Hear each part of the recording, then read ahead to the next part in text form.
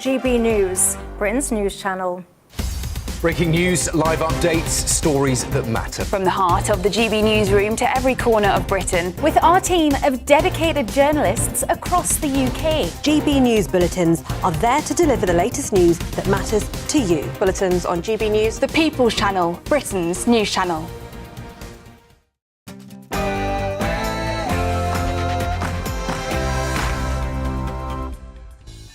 Good evening, this is Free Speech Nation with me, Josh Howie. On the show tonight, we'll be joined by Alison Pearson, who has secured a major free speech victory over a social media post. But unfortunately, policing tweets is still going on. Exhibit A. We've received a complaint from a member of the public or a business saying that they believe some false allegations have been made online. Also, activist James Esses is in the building. Unfortunately, he was not so successful in the courts with his puberty blockers legal wrangle. It is a story that will truly horrify you. Journalist Nicole Lampert tells all about UK Green Council's obsession with Israel, which clearly shows they haven't learned anything from what happened on October 7th, 2023. And in the second hour, we've got an epic debate for you. You won't apologise because you're blaming Nigel Farage for amplifying it. I think we also need to talk about a double standard. No. Should Zach Polanski have been arrested for his part in a post about Nigel Farage? I'll be joined by a member of Reform who, surprise, surprise, says yes, and a senior Green Party activist who, surprise, surprise, says no. And we've got comedians answering some crazy culture conundrums from our live studio audience. But first, the news with Bethany Elsey.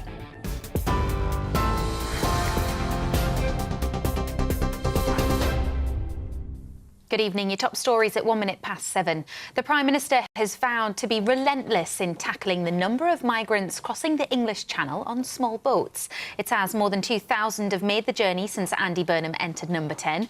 The total for the year so far is more than 40% lower than the same period last year, but the Prime Minister says there's still a lot more to do.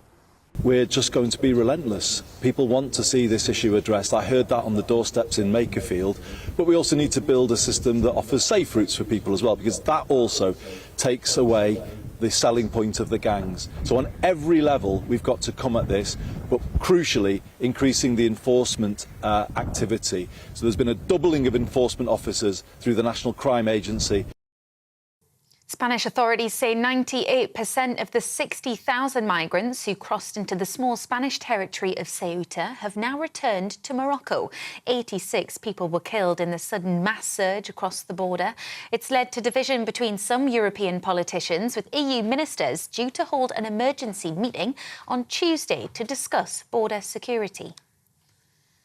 A 26-year-old man has been arrested following the death of a Scottish woman whose body was found inside a suitcase in Greece. The body of 38-year-old Elizabeth Jane Ross was found by a homeless man in a derelict building in Athens last month. Cleveland police have admitted they failed to arrest a repeated child abuser despite a warrant being issued 18 months before he sexually assaulted and murdered his girlfriend's daughter. A warrant was issued for Harrison Simpson after he failed to attend court, and the force said it made multiple inquiries and attempts to arrest him, but they failed. 2-year-old Isabel Welsh suffered from weeks of abuse, including 21 broken bones, before she collapsed at her home in Teesside in September. Simpson and Isabel's mother, Alexandra Walker, were convicted of murder and child cruelty earlier this week. 2 helicopters have collided in Greece while helping to tackle severe wildfires. 2 people on board one helicopter, a Danish and a Greek national, have died, while on board the other, a Greek and a British national survived. More than 100 homes northwest of the Greek capital have been destroyed, with surrounding villages being evacuated. You're up to date. I'll have more in an hour. For all the latest from GB News whilst you're on the go, get the GB News app. Scan the QR code now to download or visit gbnews.com/app.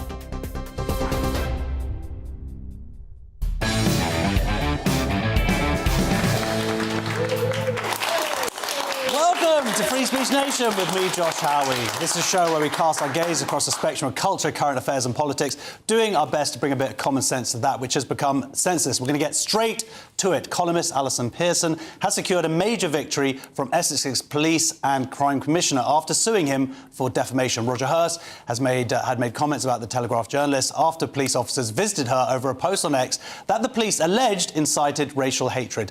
This week, a High Court judge found his remarks were capable of being seen as defamatory, and she has received an apology and a 5-figure payout. But does the fight for free speech in this country still go on? Please welcome Alison Pearson. Here she is. The much wealthier Alison Pearson. Well, I might get everyone a shandy later, Josh. Well, that's very kind of you. Thank you. So, well, look, I say congratulations, but really this has been coming up to 2 years, I imagine, of incredible hardship, really. I think you have to be quite mad to sue the police in any capacity, but fortunately I'm a stubborn Welsh pit pony, Josh, as you probably know. People say you're brave to do it. No, I'm bloody-minded and I won't put up with injustice.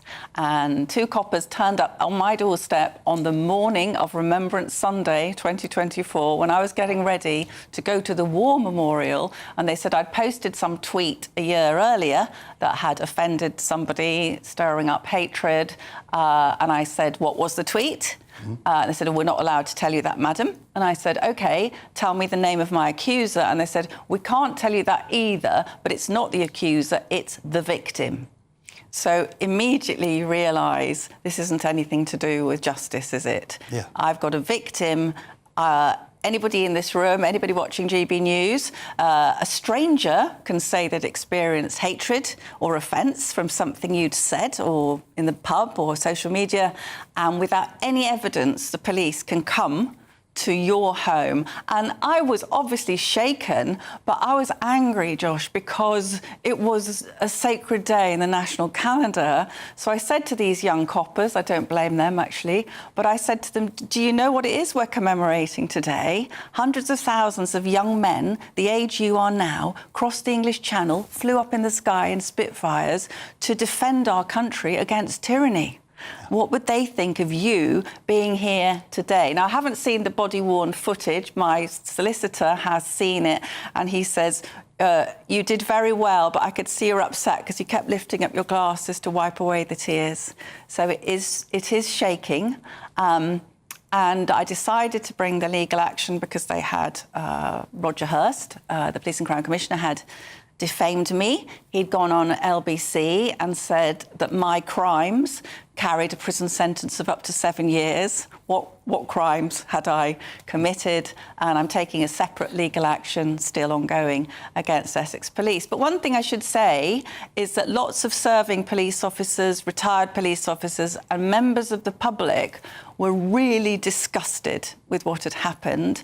And several police officers said, Alison, we need to put an end to this nonsense. If you can try and do something. So I tried, Josh. Well, you didn't try. I mean, you did more than that. You succeeded. I mean, we'd been going on for years about these non-crime hate incidents and the way that the law has been misused in this way. Yeah.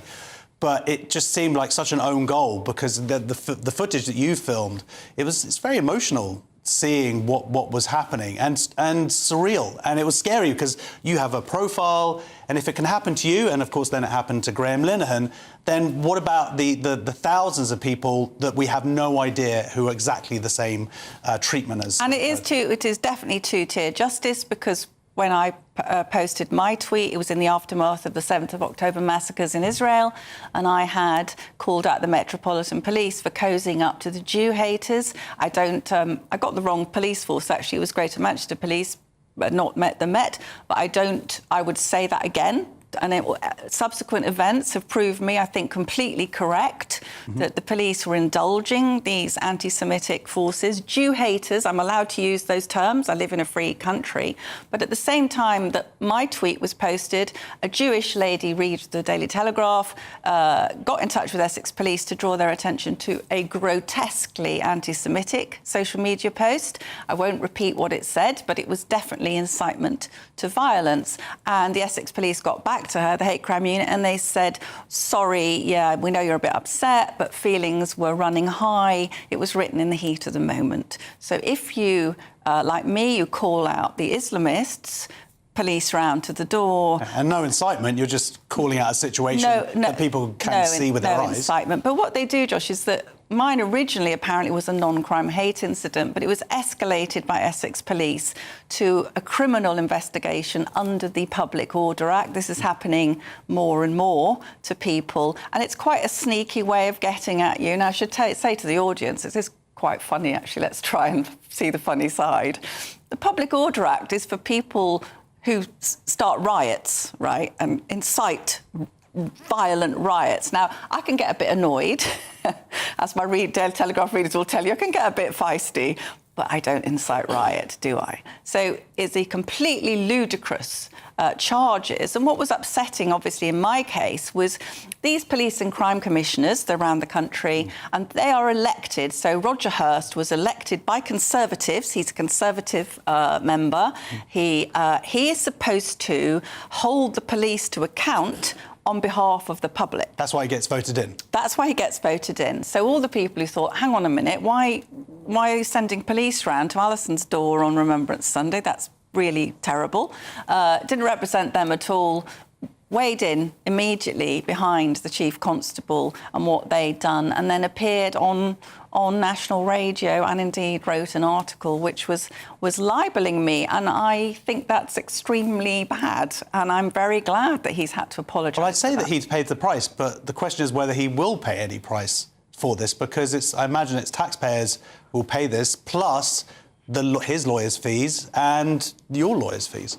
Well, I think this is a really important topic, isn't it? Because what consequence do they take? I guess there's public shame. There are a lot of people who are very annoyed with him for what he did, and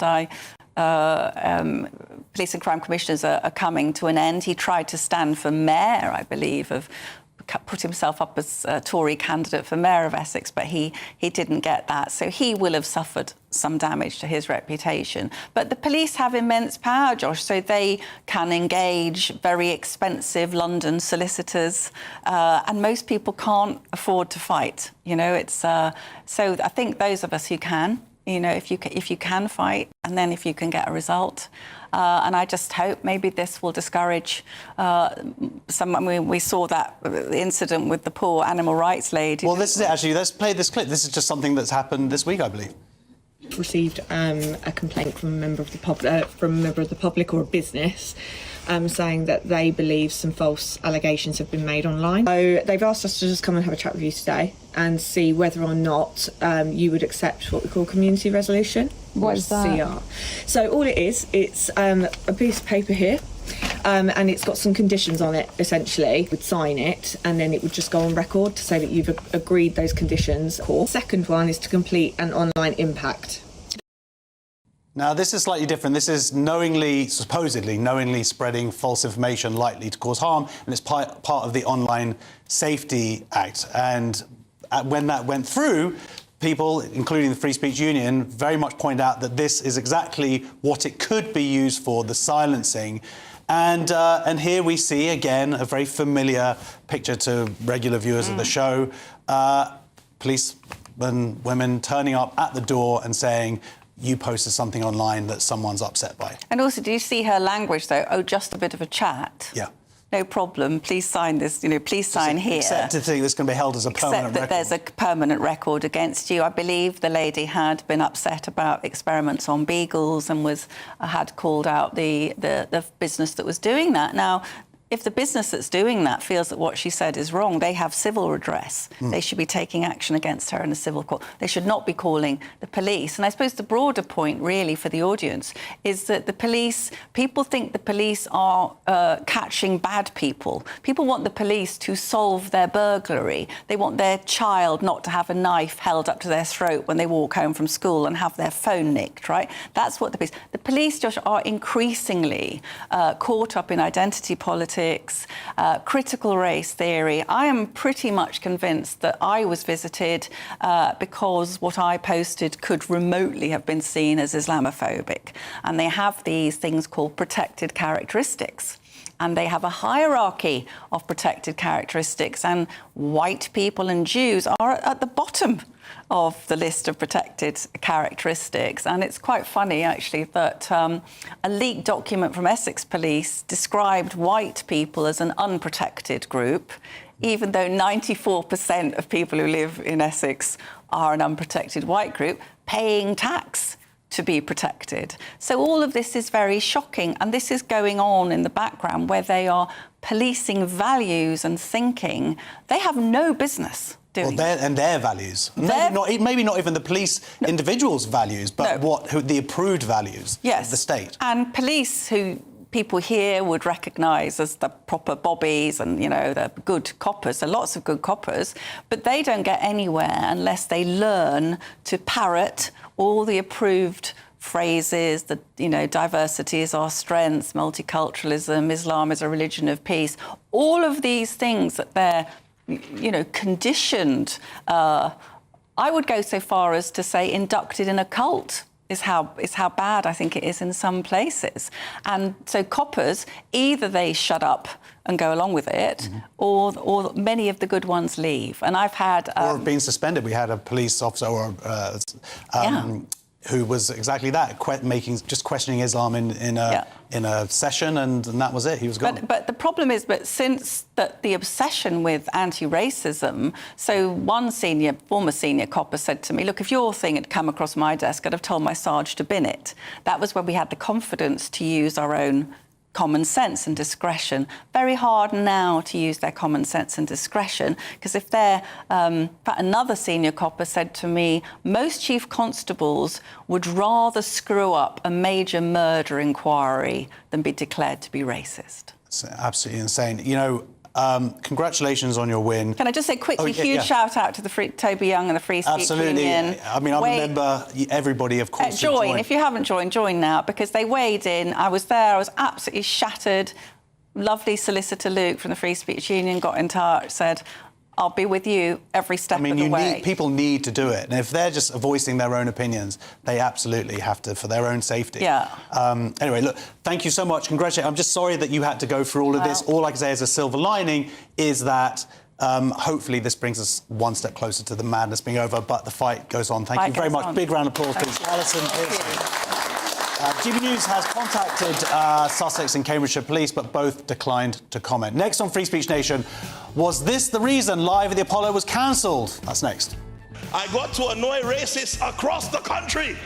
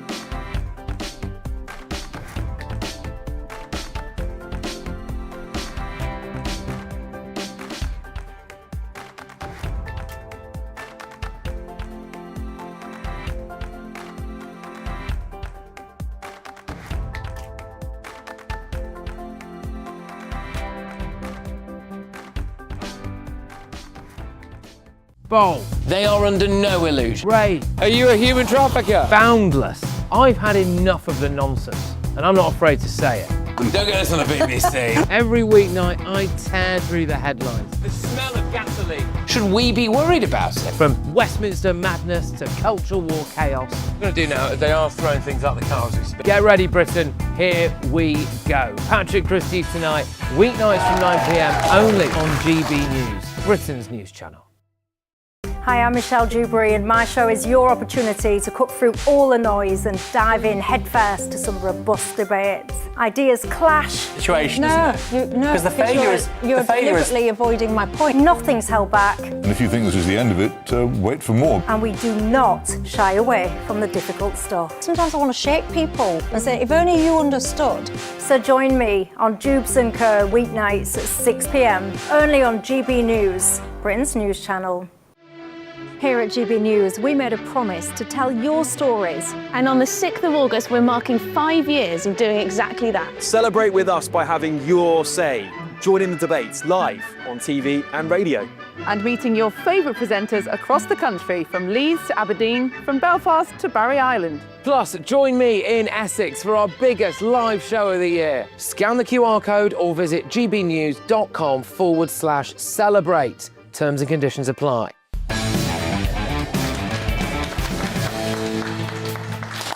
Welcome back to Free Speech Station. My comedian guests this evening are David Lewis and Cressida Wetton. Hello. To keep saying how they've known each other for years, but we won't get into exactly how. So look, we're going to get on to some audience questions, and our first one is... Who is our first one? Oh, Roger, okay. Yes, very quick one for you. Should all police fast during Ramadan? Yes, should all the police officers fast during Ramadan? Now, this is non-Muslim officers and staff at West Midlands Police have been invited to fast for a day during Ramadan as an act of solidarity with Muslim colleagues and to raise money for charity. The force says the voluntary initiative helps officers better understand the significance of Ramadan. But the move has sparked criticism with questions over whether frontline officers should be encouraged to voluntarily abstain from food and water while on duty. So that's just totally innocent. It's totally innocent, right, guys? There's nothing to see here as people are just, you know, randomly encouraged to follow Muslim doctrine in the police force. Nothing to see here, Cressida, right? Can't go a single day, can we, without hearing about intermittent fasting. I'm looking forward to Christmas when all the Muslim officers decide to have a tree in their house and join in and learn about Christmas carols. That. Yeah, let's all do each other's raise money things. for Jesus. I'm sure they'll be well up for that. Yeah. I mean, do you see anything in slightly sinister about this? Well, do you know what? I thought that last year, was it, when the West Midlands Police put out that really, really butchered attempt at demonising the Israeli football fans that were coming over. I thought after that botched attempt, maybe a profound change of diet would be the answer of ways to do things, because it was so categorically awful what they did. Maybe they were fasting at the time when they lied about the Maccabee. You can't even imagine how that one went. In terms of is it worth fasting? Potentially. I mean, who knows? If that is an opportunity for them to maybe police the streets slightly better than they did in 2025 in October when there was the big hoo-ha about Maccabi. But, I mean, wow. I mean, you know, fantastic. I mean, I've never managed to fast ever in my life, and I've missed many, many Yom Kippurs because of that. So who knows? That'd be my inspiration. I'm not going to lie. Fair enough. Well, look, a spokesman for West Midlands Police said the West Midlands Police Association of Muslim Police has, for a number of years, invited colleagues from all faiths and backgrounds to fast for a day to raise money for charity during Ramadan. They added, it's entirely a matter for officers and staff if they wish to take part. This initiative, which is undertaken at a number of organisations around the country. The West Midlands has a large and diverse population, including many Muslim residents, and it's important for officers and staff to understand the significance of Ramadan to those communities. Well, our next question is from Anton. Did Woke kill live at the Apollo? Did Woke kill live at the Apollo? The BBC has confirmed it's axing live at the Apollo after more than 2 decades on air, citing funding pressures and the need to make difficult savings and the need to put funny stuff on telly, which this show no longer is, Cressida. Well, it's not for me to say, is it? People yes, it is. That's why you're here. Yeah, I think people don't want little mini lectures when they were tuning in for some comedy. No, absolutely. Look, for years, you know, when you're a comic, David, and people say, oh, you're a comedian. Have you been on Live at the Apollo? And you have to be like, oh, no, I haven't. People sometimes say, you should go on Live at the Apollo in case that's happened. Well, look, I'm particularly sad about this one, right? Because according to my very, very, strict accounting that I've made, I think I needed 220 or so comedians to die for me to go on Live at the Apollo, right? Which is... That's the entire circuit. But it's a great shame because Cressida needed 221 comedians to die to go on that thing. And I thought, you know what, this could be my day one day. And it is a great shame watching Stuart Francis ages ago, Jack Dee, some of my heroes, man, when I was watching that. And then recently when I watch it, it does sort of feel like a bit of a sort of like you're being stopped in the street by someone who's raising money for something or like, you know, some sort of charity do. I'm like, you know, just make me laugh, lads. That's all you need to do. It's got to be funny. It's just got to be, you know, I don't need any sort of political lectures. You know, I'll get that from essentially when I get home very late tonight after doing this show for being so late out. But my point is, you know, it's a great shame. Far, far fewer people were watching it, right? So it's like 660,000. Yeah, it used to be about 6 million or so. And so, I mean, what does that say? If it's got like a 80 or 90% turn down, people are switched off, literally and figuratively, by what the content has been. It's a great shame. Brilliant comedians are on. Pals of mine have been on it. There are lots of great comics out there who didn't You're telling me. Us. Anyway, all right. So our next question is from... Fahd. Are all robot uncles racist? Yes, our robot uncle's racist. So this is a German university has developed an AI-powered racist uncle to help secondary school pupils practice arguing against anti-immigration views. The child-sized robot named Naval is programmed to make provocative right-wing political comments with students encouraged to rebut its arguments. So this, you want one of these in your house? You're gonna it's a shame. It is a shame that his name is so innocuous as Naval. I mean, at least really commit to the bit and go with Herman or Goering or something like that. So it wasn't like that. But sadly, an AI robot to stop people, what is it? So the AI robot is there to challenge people's racism or to provoke them into saying racism and then shutting them down. It's got to be racist. Afterwards. It's got to be racist. The AI robot has to be racist. Examples of its racism? I can't repeat. Open borders are really bad. You're supposed to put these kids off the AFD, and the best bit is it didn't work, which is just, it's hilarious. Kids are rebellious, aren't they? Yeah. They don't want to be like... Could you say all of this in a Bavarian accent, please? I'd respond much better if you could. Yeah, Hitler definitely would have been stopped if there'd just been an AI uncle robot there. So naive, isn't it? It's like the cartoon here, the Amelia thing, you know, the woman with the purple hair. It's like, of course it's not going to work. The government can't step in and decide what's cool. That's just not going to work. I'm with you. It entirely, for me, depends on the shape of the Uncle AI robot's moustache. Whether or not I buy it. Fair enough. Well, I want to get one of these for Hanukkah. Our final question for the moment is from Chris. Did the Red Cross shoot a bullseye? Did the Red Cross shoot a bullseye? A long-running Tower of London charity fundraiser has sparked a row after the British Red Cross barred some City of London livery company... Livery, yeah. They're basically companies that were sort of formed from guild halls from the Middle Ages, is that right? Because of links to the tobacco and defence industries. Each year, masters of the city's historic livery companies are symbolically jailed at the Tower, with colleagues raising money to bail them out. The proceeds go to the British Red Cross. So my understanding, Cresta, is these companies have raised about £80 million between them over the years. It's a lot of money. Professor Ade, that's nothing compared to what he would do. We'll get to him later in the show.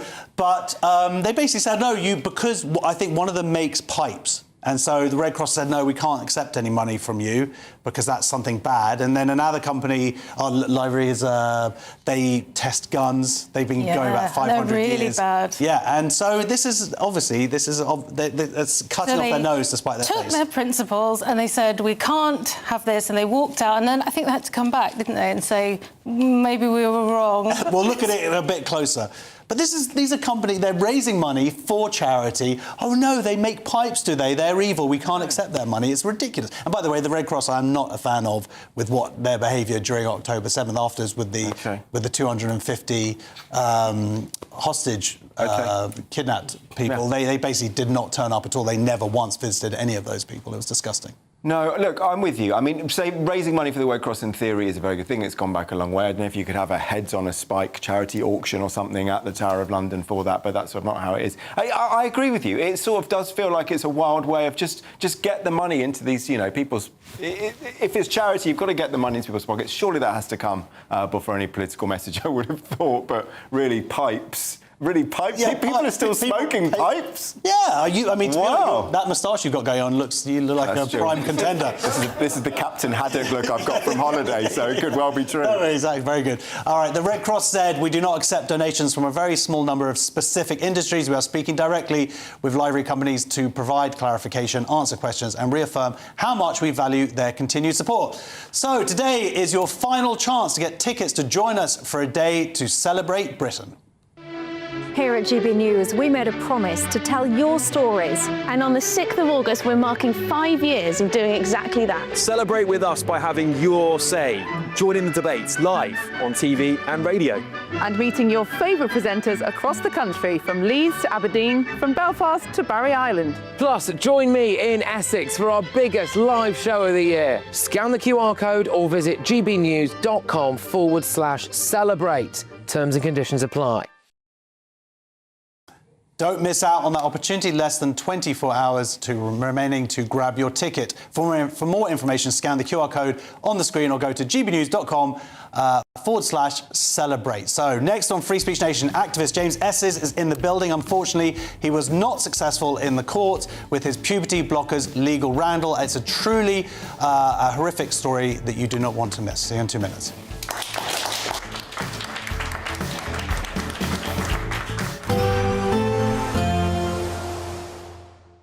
Can't wait to get in that sea. Lovely and warm. Just like the feeling of having great travel insurance. All Clear Travel Insurance sponsors GB News Travel Destinations Forecast. Hi there. The hot, sunny and dry theme continues across most of the Mediterranean through the next few days. There will be a few isolated thunderstorms, particularly for Portugal on Monday, but elsewhere across the Mediterranean, barely a cloud in the sky for many coastal regions, and it will feel very hot in that strong August sunshine. Temperatures comfortably into the 30s and approaching 40 degrees Celsius in the hottest spots. The outlook for the rest of the week, well, generally the settled, sunny theme continues with temperatures once again in the high 30s for some.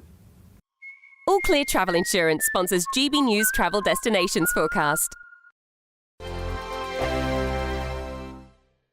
Good evening and welcome to your latest GB News weather update from the Met Office. Well, the heat and humidity is set to build quite quickly as we move into Monday. A very hot day is on the cards across the southeast, but there will be some rain or showers courtesy of this area of low pressure for some, mainly in the north and the west, but we might just see one or two heavy showers sparked by this heat and humidity that's drifting in from continental Europe.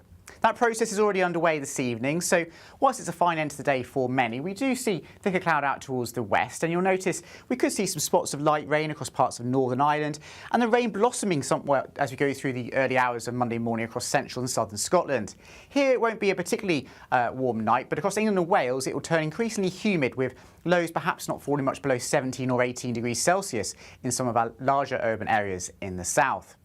Now, after that warm and humid night, it will quickly turn pretty hot as we go into Monday. The strong August sunshine really quickly lifting those temperatures.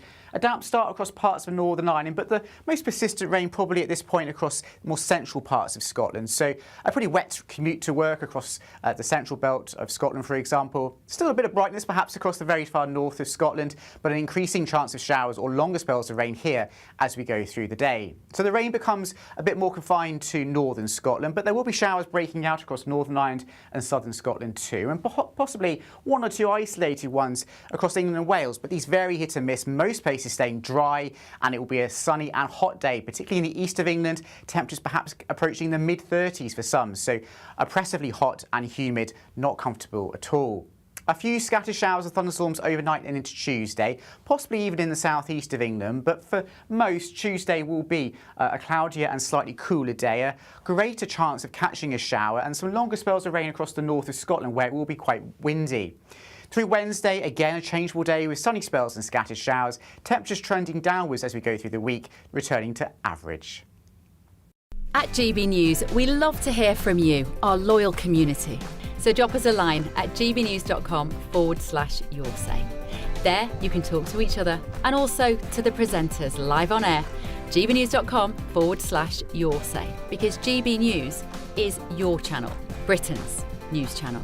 As soon as it hits 11 and the headlines come in, The Late Edition brings you the breaking news from all the front pages. because the news is going to happen. So get a head start today. Patrick Christie's Tonight, Late Edition. Alex Armstrong Tonight, Late Edition. From 11 o'clock every night. Only on GB News, the People's Channel, Britain's news channel.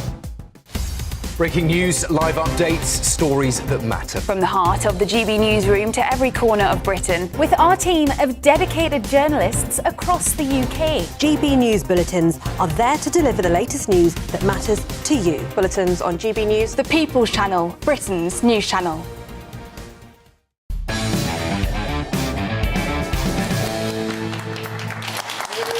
Welcome back to Free Speech Nation. A puberty blocker trial has been given the green light to begin recruiting children after a failed attempt to block the study in the High Court. Campaigners asked the court to intervene, arguing that regulators had acted unlawfully by approving the experiment, which will allow 11-year-old girls and 12-year-old boys to be given puberty blockers. After a two-day hearing, the High Court refused permission to proceed with a full judicial review, and enrolment into the study is expected to start immediately. Well, I am joined by the therapist and campaigner, also a Conservative councillor, James Esses. James, welcome to the show. Thank you. Frankly, I wish you could be here under better circumstances. This is very depressing. There are children who are arguably going to be harmed because of this decision. I'm honestly devastated, and I say that as a psychotherapist, also now as a father myself. And this isn't just the 226 children that are going to be signing up for this trial, who are definitely going to be harmed physically and emotionally. It's what this paves the way for. My fear is that a few years down the line, we're back to routinely prescribing puberty blockers again, like in the bad old days of the Tavistock Clinic. So I'm very, very fearful for what's to come for children over the next few years. Now, what are the actual technicalities of the case and why the judge decided to allow it to continue? Well, look, judicial reviews are quite difficult to bring, OK? You need to show that the process of the decision-making went wrong. It's not enough for us to simply say we disagree with the fact that they decided to hold a trial. So because they followed the correct procedures, what's laid down as the correct procedures, essentially that's why it's allowed to go ahead, rather than the larger ethical considerations. Correct. And this judge has been quite deferential, actually, to the medical and regulatory bodies that decided to go forward with the trial. He's essentially said there's all these clinicians, all these doctors and regulators who have said this is a good idea. Who am I to stand in the way of that? Which I do not agree with, because we know if we're too deferential to quote-unquote experts, what can happen.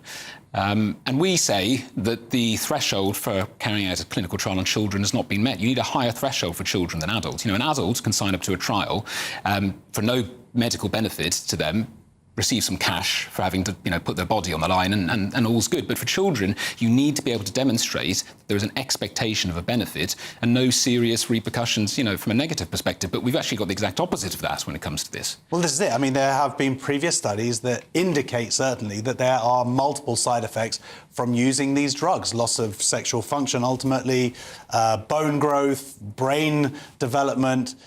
The ethical considerations here, you would think, just if you step back, we go, this is an experiment with children, right? Yeah. The surprising thing for some people who have been involved in this debate is the involvement of Hilary Cass in terms of her support of this in her report, which was heavily criticised by the trans activists when it came out, but it did have this proviso that there should be a further experiments to see whether these drugs actually worked or not. And she seems to still very much think that this is the case. I've never heard her so vocal in all my life. She is pushing hard for this trial, I think to save face and to preserve the credibility that she had from the report. I mean, do you think that she does have a point that I mean, her argument is that we should at least have some evidence, but other people would say, well, there has been evidence, we just haven't looked at it because, of course, this is not the first going around there has been these experiments before, they just didn't do any follow-up. Yeah, I mean, there's a few points I make. Firstly, we already have the thousands of children who went through the Tavistock, and there's something called a data linkage study, which is ongoing, but we're saying that should be a prerequisite before you experiment on children. We should have considered animal-based testing as well before you use children as forms of guinea pigs. The second point is that Cass says that there is no evidence whatsoever that these puberty blockers confer a benefit on children, but what she says is people have a belief that they do. Now, a belief, in my mind, is not a sufficient threshold for carrying out experimentation on children. People believe all sorts of things. It doesn't mean we hold a clinical trial into them. And the most concerning thing she's coming out with is this notion that 15 to 20% of children presenting to gender clinics are obtaining puberty blockers illegally from abroad or on the black market.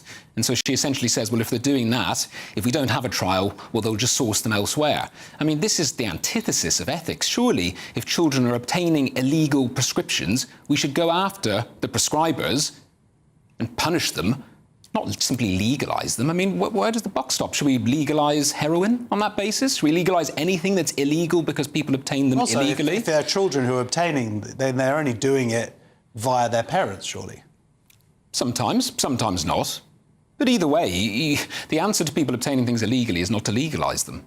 So what happens now? Because there's a lot of, rightly, I think, personally, strong feelings about this. Yeah. Are you going to be taking this case forward? Is there anywhere else for it to go? I mean, my understanding is that now it's ongoing, the trial, as we speak. Yeah, they're commencing recruitment of these children from next week, and those children will receive up to £500 of Love to Shop vouchers for the privilege of taking part in this clinical trial, which is even more perverse. My lawyers have been beavering away this weekend looking at the judgment in detail, and they're going to provide some advice to me and my other claimants next week, and we'll form a view as to whether we will appeal it at that stage. But appeals are very, very difficult, particularly in judicial review proceedings. So if we can appeal it, we will, and we're willing to throw everything we possibly can at this, but it's not looking good, and this could be the end of the road for our challenge on this. Well, you speak about other claimants. One of them is, of course, Keira Bell, who has been through this process herself, has detransitioned now, and I was reading online her absolute frustration to see what might happen to other children going through what she did. I mean, Keira is the prime example of what you do if you allow children to go down this pathway. But it was particularly perverse, actually. During the course of the hearing, one of the barristers for the other side said, actually, we're having this trial to stop more Keira Bells being created, which I think is twisted. We'll stop another Keira Bell by giving them puberty blockers. I mean, how perverse can you get? And the fact that Keira, who went through this process, is standing shoulder to shoulder with me and the Bayswater support group saying we should block that. I mean, we need to listen to Keira. We need to listen to the parents of these children. We need to listen to the psychotherapists. I mean, I'm seeing these children week in, week out, and I can tell you what they do not need is irreversible medication, but that's exactly what they're going to get. And, it's crazy that we're living in a society now in which this Labour government a few weeks ago said that they are going to ban under-16s from purchasing energy drinks, but they're about to allow them to render themselves infertile from the age of 11. I mean, it's backwards. It's... when we look back at this time, it will be, with our hands in our heads, our heads in our hands, because it's beyond baffling. It's the frustration is overwhelming. Frankly, it's disgusting. But the fight goes on, and thank you very much for your partaking in it. Big round of applause, please. James Essens.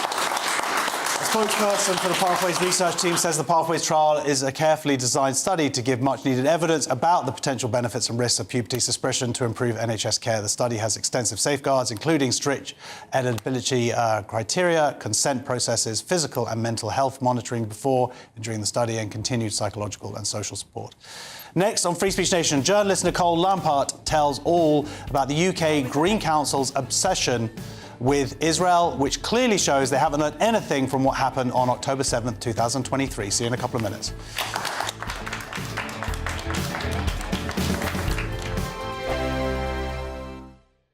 Nana Better Queer, weekends from 3 p.m. This is really exciting. We've got 1 million people living with dementia in this country, and about 65%, 70% of them have Alzheimer's disease. This is a condition where a protein called amyloid beta builds up in plaques within the brain and interferes with the connection of nerve cells. It's a cruel disease, as I know you're aware. It robs families of the relative that they once loved, the personality that they knew, and it's the leading cause of death in this country. So numbers are only increasing as the ageing population grows. But here we have in phase 3 clinical trials, which is the last stage of trials before a regulatory body approves it for use, which appears to clear some of these plaques within a few weeks. Now that's really exciting. GB News, the People's Channel. Britain's newsroom, weekday mornings from 9:30. What does this kind of day mean to you, kind of coming and doing this every year? Well, I feel that I'm doing this for my wife, because she used to sell poppies properly, really, and I used to help her for 20 odd years. And I feel like I'm doing it for her, really. But it is nice to think that everybody appreciate what we did for being in the forces. But tell me about your service, because you got sent out to the Far East, didn't you? Yes. I just got engaged because I didn't think I was going to get called up, but then I did. In your jacket here, you've got one medal for national service and one for that Hong Kong medal for that. To be honest, I was 18 years old. And I was very excited about going. It was an adventure to me. The People's Channel. Britain's newsroom. Weekday mornings from 9:30. Weight loss jabs could help children as young as 6 who are living with obesity. When did we start saying living with obesity? Can we not say obese children? Is that not politically correct? Well, delighted to be joined now by Sarah LeBrock, Director of All About Obesity. Sarah, I think a lot of people will feel slightly uneasy about children getting on these jabs, simply because we sort of expect, I don't know, diets to be managed by parents. Yeah, I can totally understand why people would think that. But the point we're not talking about just overweight children here. We're talking about children living with obesity. And interestingly, you say, why do we say living with obesity? It's because they're living with a chronic condition. GB News, the People's Channel.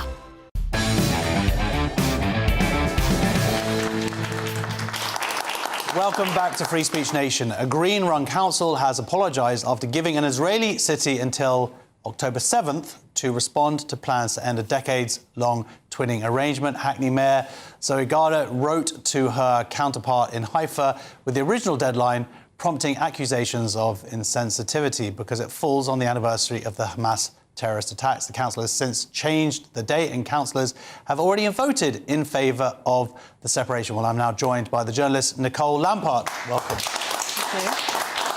Were you there on, I believe it was on Tuesday, at Hackney Council? It was quite extraordinary because I've covered many council meetings over the years, but never one like this, where you literally have the activists that are outside then queuing up to come inside and being the councillors. And 11 of them, at least, were wearing keffiyehs.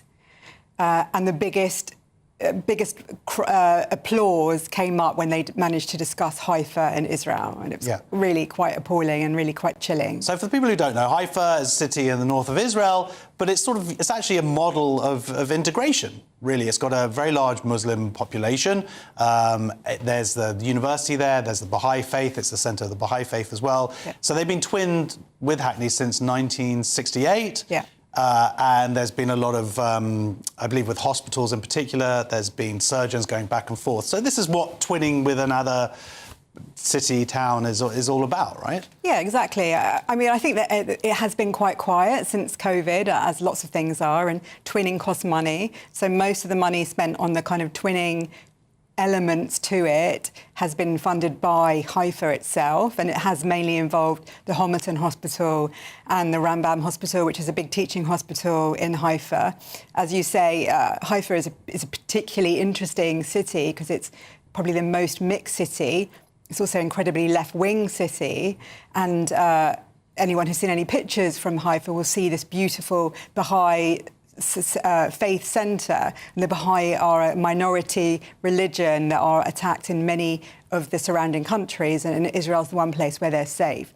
So but it doesn't really matter where it was. It's the fact that it's Israel.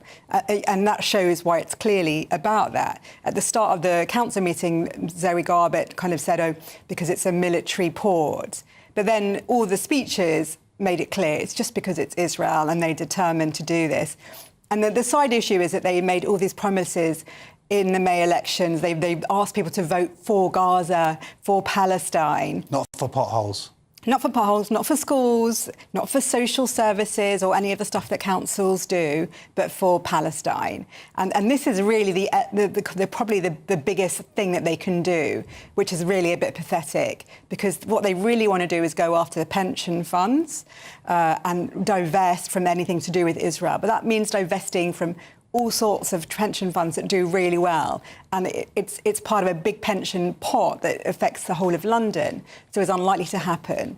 So really this is an easy win, but then the whole October 7 thing and getting that so wrong just shows how embarrassing and facile and activist-led this is. So do you think it was a genuine mistake, or is evidence of something seemingly that they would demand that Haifa responds by October 7th? To not recognise that date, it suggests something at the very least. It suggests something. They said, it's a 10-week, and we were being sensitive because we counted in the Jewish holidays, because there's big Jewish holidays in September. But in their own material, the standard is 12 weeks, not 10 weeks. So that doesn't stand up. And the fact is that Zoe Garbett basically blamed council officials, said, they did it, but she signed off on it. And this is not a good act, like one of her first acts, because this was, of course, their first major council meeting. The last one was the AGM, where they decided who ran what committee. This is effectively the first thing they do. And Hackney, it's worth saying, is home to the second biggest, largest population of Jewish people in the country. So it affects lots of people, and I've spoken to lots of Jews that live in the area, and it frightens them. I mean, I would understand if people in Hackney, Jewish or not, just go like, what's this got to do with anything? Who cares? Yeah. This is so stupid. Yeah. Like, it's not going to do anything. It's not going to affect Haifa in any way. It's not going to affect Israel in any way. It's just for show. Yeah. And the amount of time that they're spending on this, when there is so many other issues, it must be so frustrating for people who live in that area. But of course, this is a democracy, and they were voted in. Yeah, so, I mean, even Labour were against it, and they called it performative politics, and it is, because they can't even just say we're not doing this. Her writing a letter to the Mayor of Haifa, that there's going to be a report into it, then there's going to be a committee that's set up, when we all know what they're going to do. So it's actually going to be costing the people of Hackney money, which they don't really have, to do this performative politics. It's ridiculous. Now, there was a report that came out this week that showed that the UK has had the greatest increase in anti-Semitism in the Jewish diaspora across the world in 2025. And that's including places like Australia, where 15 people were murdered. And these include violent acts towards Jews. Do you see a connection, an obsession between which in this case the Green Party have towards Israel and what we are seeing and actually in the streets where Jews are being attacked? Yeah, there's definitely a connection. We see the anti-Semitism really coming from two major directions at the moment, and that's not to discount the danger of the far right, but it's not at the moment coming from them. It's coming from the far left, and it's coming from Islamic extremism. So a lot of the violent attacks aren't coming from the Greens necessarily, or they're not coming from far left people, but they are coming from Islamic extremists. And often they are immigrant Islamic extremists, in particular, people that are coming from war zones. So we are seeing the ramping up of rhetoric it becoming a political thing. We're seeing politicians voted in simply for hating the Jewish state. That is a key reason why. That's why the Greens got in. No, we're going to do this. This is what they think that their voters want, and this is maybe what their voters want. I think it is what at least some of their voters want, and that's because of a larger obsession with Israel across our media, across our politics, on social media. And that really is coming from all directions. You've got it coming from the manosphere, you've got it coming in mosques, you've got it in churches. It's really coming from everywhere. Coming from the Daily Mirror, they put out an article stating in their headline that there's a genocide in Israel. That's I mean, it's not even that's a highly contested term. It's that's just a lie. Yeah, it's just an outright lie. Now, I understand they've since actually changed that headline. Yeah. But still, if you have one of the major newspapers in this country putting out lies, total untruths, then it doesn't speak well for the future of Jews in this country, and in this particular case, in Hackney, where we have seen a huge increase in violence towards Jews. People literally going to that area, to Stoke Newington, because they know that Jews live there, to physically assault them. Yeah, and it's 2 weeks since Sadiq Khan started going on about how he believes it's a genocide. Now, of course, there has been some independent UN people that have found it, but they are also activist people. The UN, of course, in 1975 said that Zionism is racism. This is not a neutral body, however much we would like to think that the UN is. It very much isn't. And people have been making this genocide accusation for literally decades. And we're doing it on the day after October 7th. Yeah, I saw it on social media, some of my left-wing friends writing about the genocide, and it's just...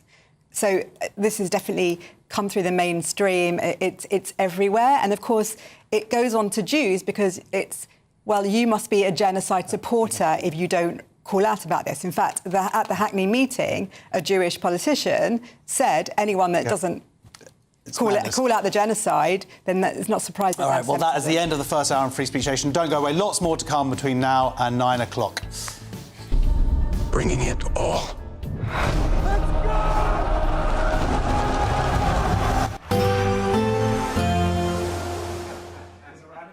Expect warm spells with the odd rude interruption.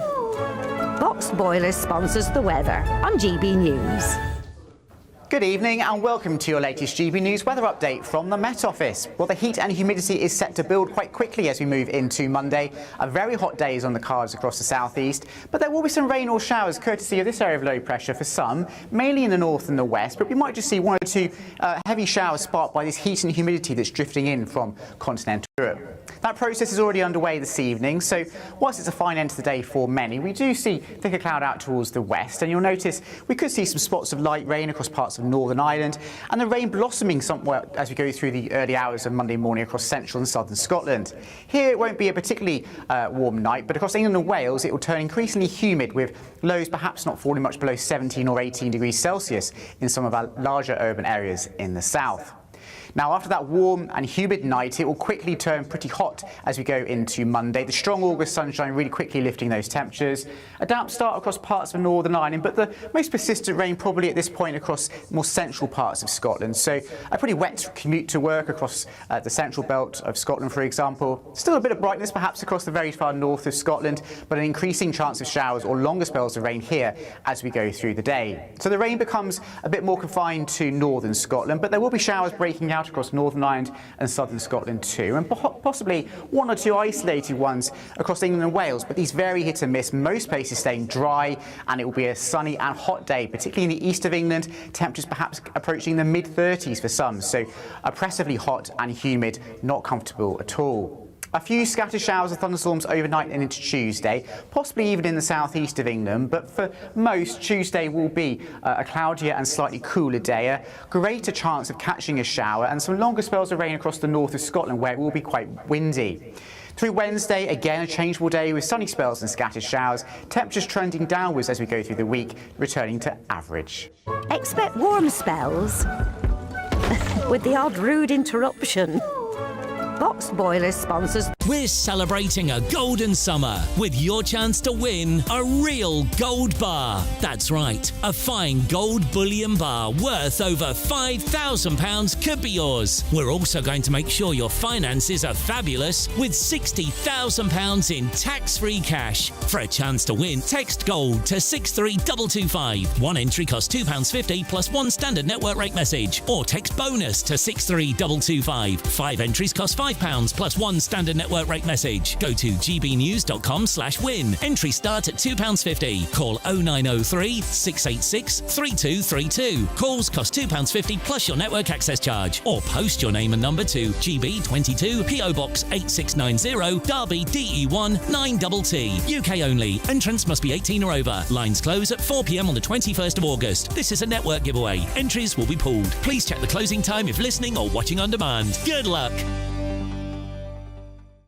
Hi, I'm Michelle Dewberry, and my show is your opportunity to cut through all the noise and dive in headfirst to some robust debates. Ideas clash. Situation, isn't it? Because the failure is you're deliberately avoiding my point. Nothing's held back, And if you think this is the end of it, wait for more. and we do not shy away from the difficult stuff. Sometimes I want to shake people and say, if only you understood. So join me on Jubes and Kerr weeknights at 6 p.m. only on GB News, Britain's news channel. Exciting news. Every Friday, my Patrick Christie's Tonight Show is going to have a twist to it. We're welcoming some special guests. You.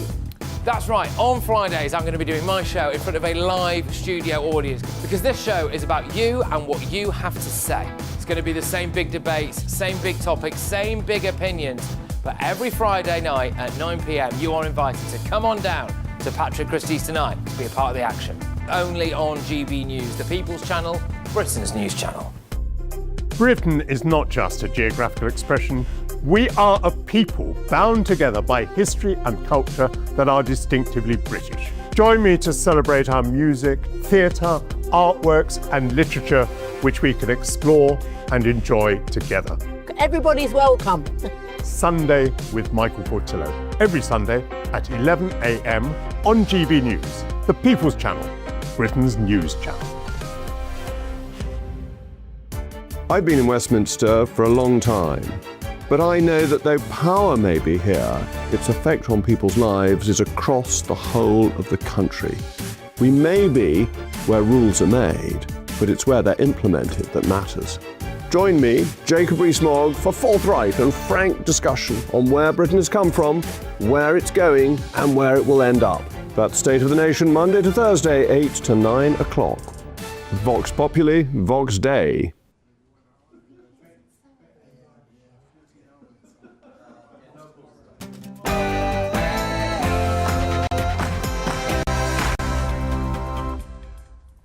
There is plenty more still to come on Free Speech Nation, including an epic debate for you.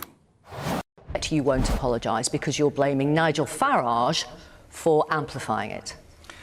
I think we also need to talk about a double standard. No. Should Zach Balansky have been arrested for his part in a post about Nigel Farage? I'll be joined by a member of Reform who says yes, and a senior Green Party activist who says no. Also, you never mentioned October 7. Young girls raped against trees. Boy George has faced backlash over his new song defending Israel and Jews. Journalist Jonathan Sachadoti joins me to discuss it, as well as the Oxford Union debate over Islam that has gone viral this week, and we couldn't not discuss this. Bringing it all.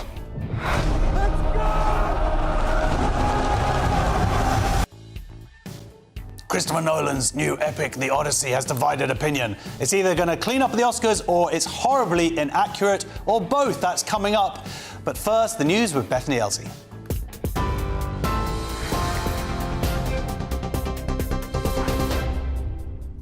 Josh, thank you. Good evening. Your top stories from the GB newsroom at 8:01.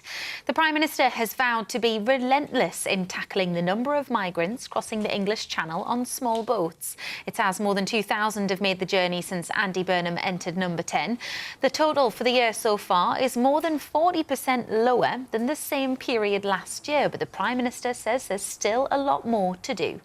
We're just going to be relentless. People want to see this issue addressed. I heard that on the doorsteps in Makerfield.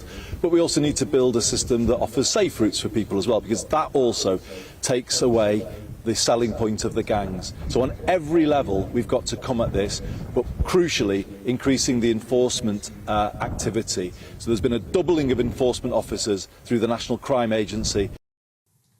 A 26-year-old man has been arrested following the death of a Scottish woman whose body was found inside a suitcase in Greece. 38-year-old Elizabeth Jane Ross was found by a homeless man in a derelict building in Athens last month. She's believed to have died between 5 and 7 days before she was found, and it's understood the suspect used her phone and accessed her bank account in that time. Cleveland police have admitted they failed to arrest a repeated child abuser despite a warrant being issued 18 months before he sexually assaulted and murdered his girlfriend's daughter. A warrant was issued for Harrison Simpson after he failed to attend court, and the force said it made multiple inquiries and attempts to arrest him, but they failed. 2-year-old Isabel Welsh suffered from weeks of abuse, including 21 broken bones, before she collapsed at her home in Teesside in September. Simpson and Isabel's mother, Alexandra Walker, were convicted of murder and child cruelty earlier this week. 2 helicopters have collided in Greece while helping to tackle severe wildfires. 2 people on board one helicopter, that's a Danish and a Greek national, have died in the crash, while on board the other, a Greek and a British national survived. More than 100 homes northwest of the Greek capital have been destroyed, with surrounding villages being forced to evacuate. Meanwhile, new fires on the island of Kefalonia have also saw people flee their homes. And officials in Russia say an explosion outside a restaurant near the centre of Moscow was, in their words, a brutal act of terrorism. 3 people were killed and at least 20 others injured when the homemade bomb was detonated. There are unconfirmed reports that a Russian military commander may have been the intended target, but was unharmed, with other speculation that the attack could be linked to the war in Ukraine. You're up to date. I'll have more in an hour. For all the latest from GB News whilst you're on the go, get the GB News app. Scan the QR code now to download or visit gbnews.com/app.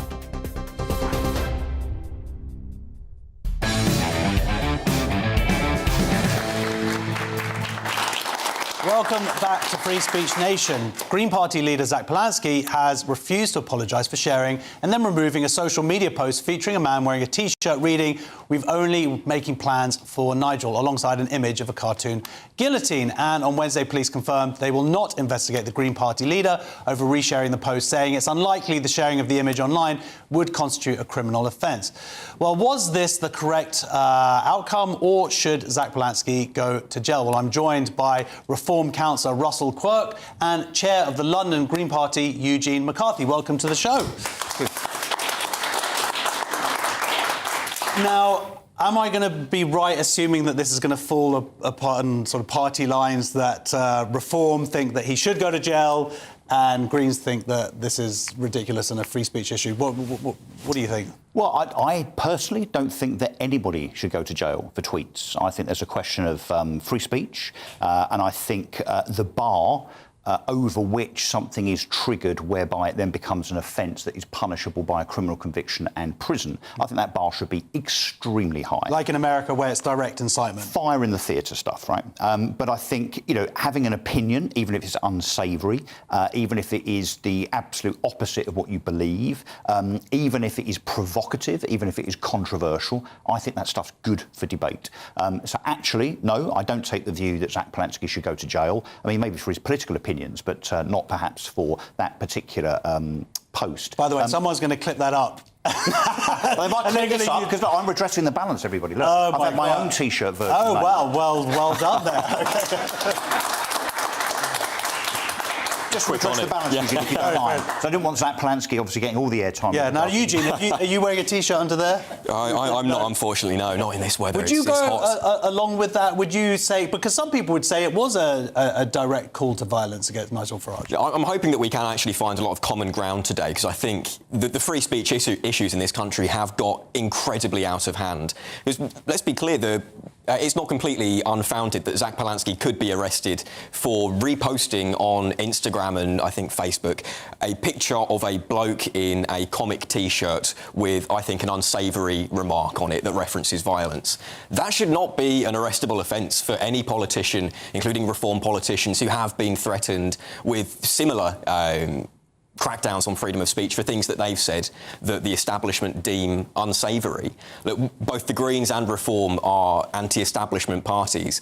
I think that, with one of the establishment parties in power, who knows for how long, they will try to crack down on their opposition, and certainly people who are in high positions in the legal system, in the criminal justice system, who often have their own beliefs and often very establishment friendly. They will try to crack down on people who genuinely threaten them. OK, well... But it needs to be equitable, though, doesn't it? I mean, the other point to make is that, of course, Lucy Connolly famously got 31 months for sharing a tweet, which she then deleted very, very quickly, that simply said, and look, it's unsavoury, undesirable. Lucy herself accepts that.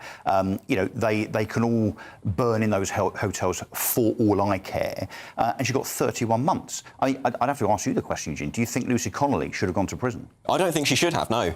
I think...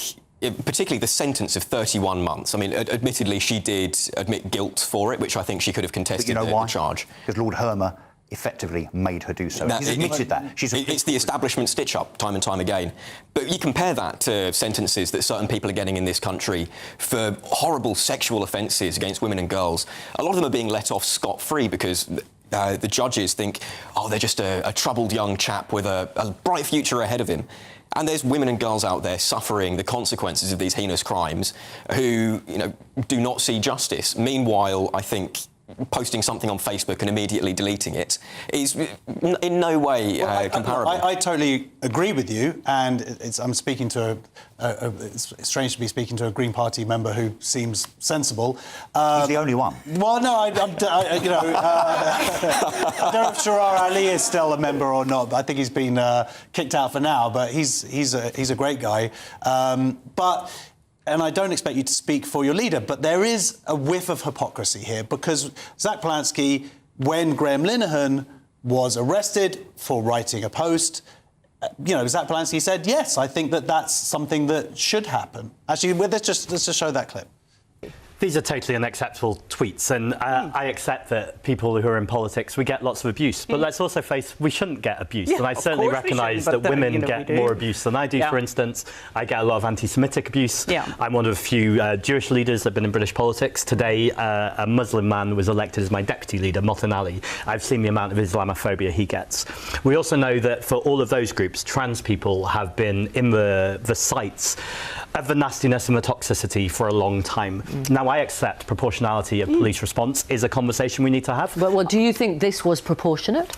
I think it was proportionate to arrest him. I think there's a pattern here. 5 armed police officers turning up. Well, that's the bit that I don't understand why they were armed. And again, I'd need to hear about the police response. And why there were 5, presumably. For sure.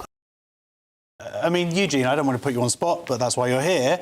He's basically saying, yes, Graham Linehan should have been arrested for that post. I think that's somewhere that we do disagree. I think that, I totally agree with him that you can say things that are completely unacceptable, but having the state bear down on you is not something that you should have for exercising, as I think Graham Linehan has done, oftentimes very unsavoural political views, at least from my perspective. He should still have the right to say it.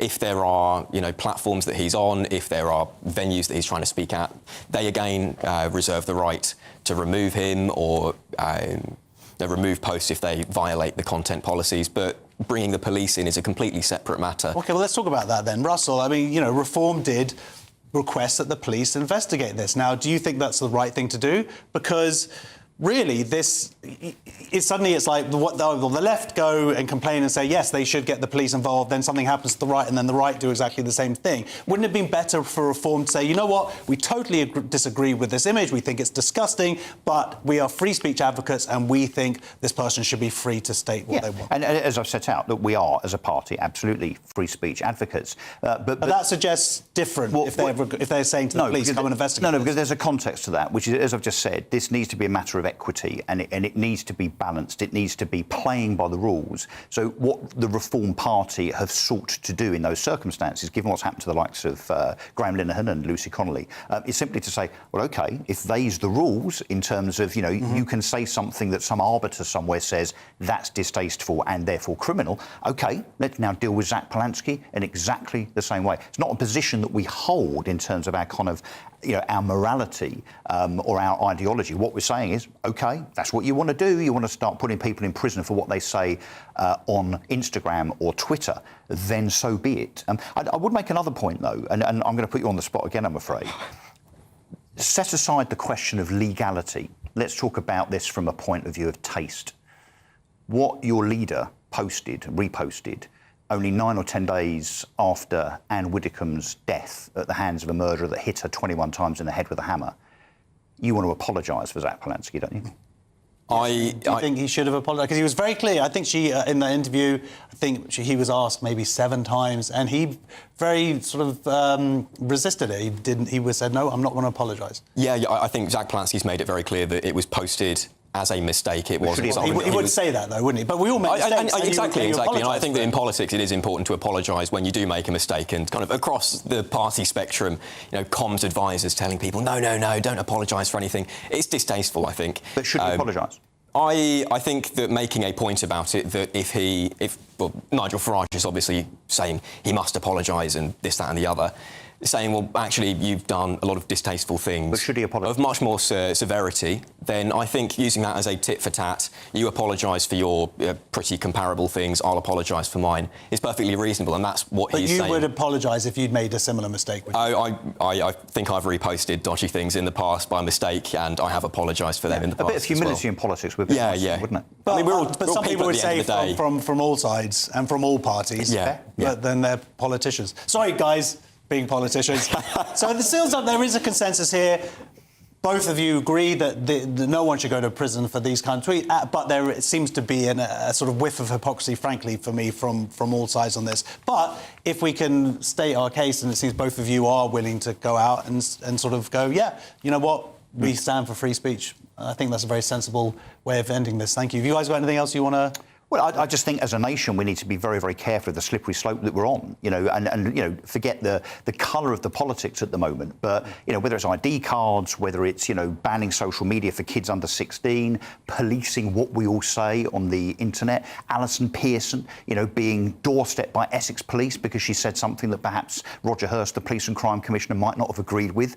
I mean, is that really the direction of travel that we want for Britain? Well, no, but again, I'll go back to it. It was your party, the Reform Party, who recommended or went to the police and said, hey, are you going to lock him up for this post? Now, I can appreciate that you're doing it I told you the context. No, I can appreciate it's to expose hypocrisy. It's OK, then. That's the rules. Let's play by your rules. We don't want them to be the rules. I don't think that's the argument that Nigel Farage is making. He seems genuinely scared by the T-shirt. And, I mean, I think that he's not been... but hang on. Everybody does. I mean, I have very few followers and a very small presence, and I get death threats.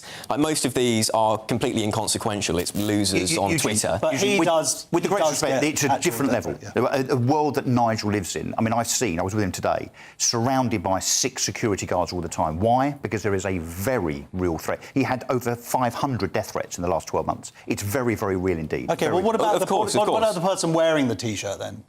Do you think that, I mean, there's an argument that this is just a joke?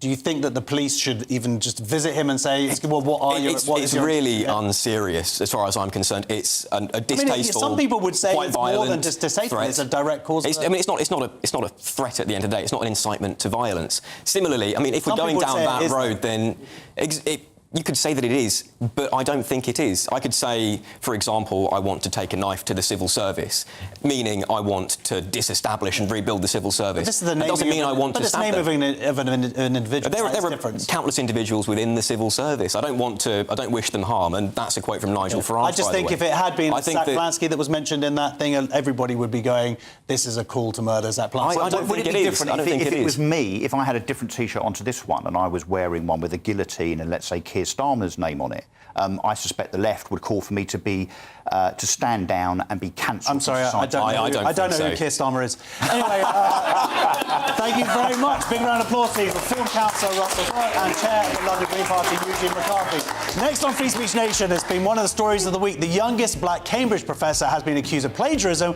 We covered it last week and it has since exploded. See you next.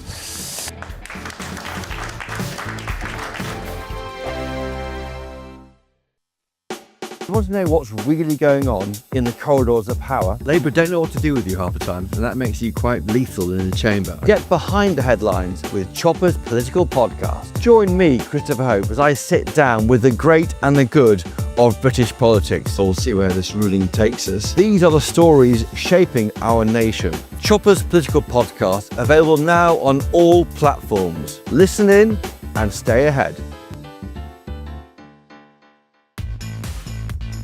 5 hosts, 5 opinions, 5 fearless debates, 5 unfiltered takes on the day's news. 5 reasons not to be anywhere else on Saturday night. This is the Saturday 5. You got me. You got me good there. Britain's biggest Saturday night TV show. It's not a bad brand. Yeah. Uncensored. Very, very racist tonight on the unpredictable. What did she say? Can you translate it for us? And always entertaining. And how can a country go from being led by William Wallace Saturday nights from 6 p.m. only on GB News. The People's Channel. Britain's news channel. You're going to want to stay tuned, trust me. At GB News, we love to hear from you, our loyal community. So drop us a line at gbnews.com/your say. There you can talk to each other and also to the presenters live on air. gbnews.com/your say, because GB News is your channel, Britain's news channel. Do you trust what you're being told? Good, because neither do I. Those are just facts. I'm Alex Armstrong, and on my show, we'll expose the spin. Well, I want to answer that, because you didn't let me last time, because you always speak over me. The broken promises. To deny that is denying the truth. And the hypocrisy. We can allow. Stop. You think we can allow? Politics, policy, parliament. Nothing is off limits. No sugarcoating, no fear of offence, just the truth laid bare. Tune in every Saturday and Sunday at 9 p.m. for Alex Armstrong Tonight, only on GB News, Britain's news channel. As soon as it hits 11 and the headlines come in, Late Edition brings you the breaking news from all the front pages. because the news is going to happen. So get a head start today. Patrick Christie's Tonight, Late Edition. Alex Armstrong Tonight, Late Edition, from 11 o'clock every night. Only on GB News, the People's Channel, Britain's news channel. Here at GB News, we made a promise to tell your stories. And on the 6th of August, we're marking 5 years of doing exactly that. Celebrate with us by having your say. Join in the debates live on TV and radio. And meeting your favourite presenters across the country, from Leeds to Aberdeen, from Belfast to Barry Island. Plus, join me in Essex for our biggest live show of the year. Scan the QR code or visit gbnews.com/celebrate. Terms and conditions apply.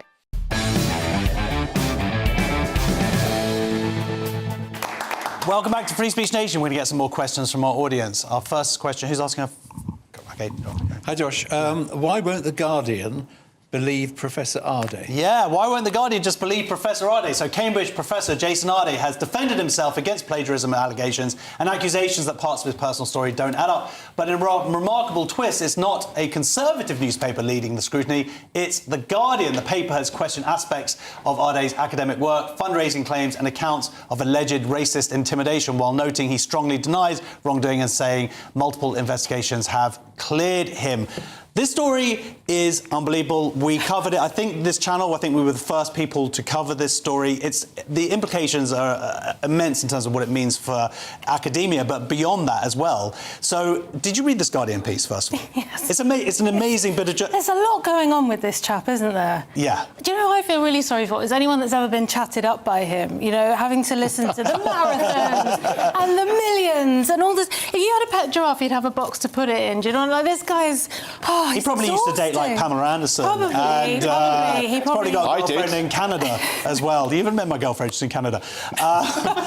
But this Guardian piece is amazing because, you know, you start reading it and you're going, oh, it's the Guardian, and they're going to try and sort of pretend that this isn't happening, and everybody's who's coming out, who's pointing out the plagiarism, which seems somewhat self-evident when you look at all these examples. They're racist and whatnot. And then The Guardian starts doing some actual journalism and it uncovers this incredible story about, he said he had a pig's head delivered to him, to his house, and then the Guardian looked into it, and supposedly they were like, well, there hasn't been a police report. And then they went to the butcher's where he said that someone bought a whole hog, and the butcher's like, no, that's never happened. Wow. And so it's amazing thing to see where the Guardian really starts kind of going, you know what, maybe this guy's kind of not on the level. You know what, instinctively I am on board with this guy, and I'll tell you why, is that his defence when he said he acknowledged errors were made, but he said, what I am is not a liar, right? His words, which is just reminds me so much of my 4-year-old daughter when I catch her with her hand again in the biscuits and, are you taking biscuits? No, I absolutely am not.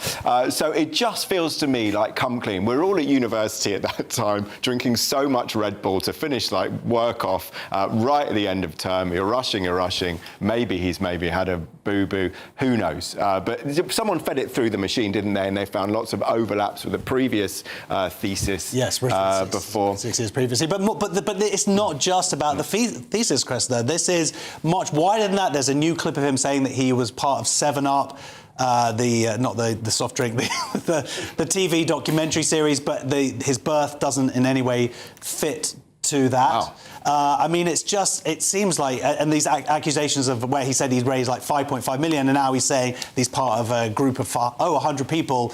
I should have been clear about that, but then someone has collated all these evidence of times that he said that it was him who raised 5.5 million. He's a compulsive liar. Well, this is what... I mean, it's hard to draw any other conclusion. I'm not a liar. Look, just watch that. See what comes out next. No, but the worst thing about this... not the worst thing, but the most incredible part of that interview, the Guardian piece, there's not really an interview, but is where they go back to him and he says, why don't you just... I thought you, of all people, would believe me. And that's the thing. If the Guardian are pointing this stuff out, then you are cooked. I'd say so. I mean, watch this space. It does not look good for this guy at all. And it's a shame. He had loads of stuff going for him, but, you know, that's the thing. If you're going to do a thesis, if you're going to really be taken seriously... But I think it's more than the thesis. I agree. I'm with you. Marathons or the break and learn. And it looks bad for the people that put him where he is. Of course. That's going to be... Oh, it's the people who put him where he is, but it's not just that. It's the people who are keeping him there. Cambridge, they're doubling down on it. He's got this autobiography that I imagine now is going to go in the fiction section.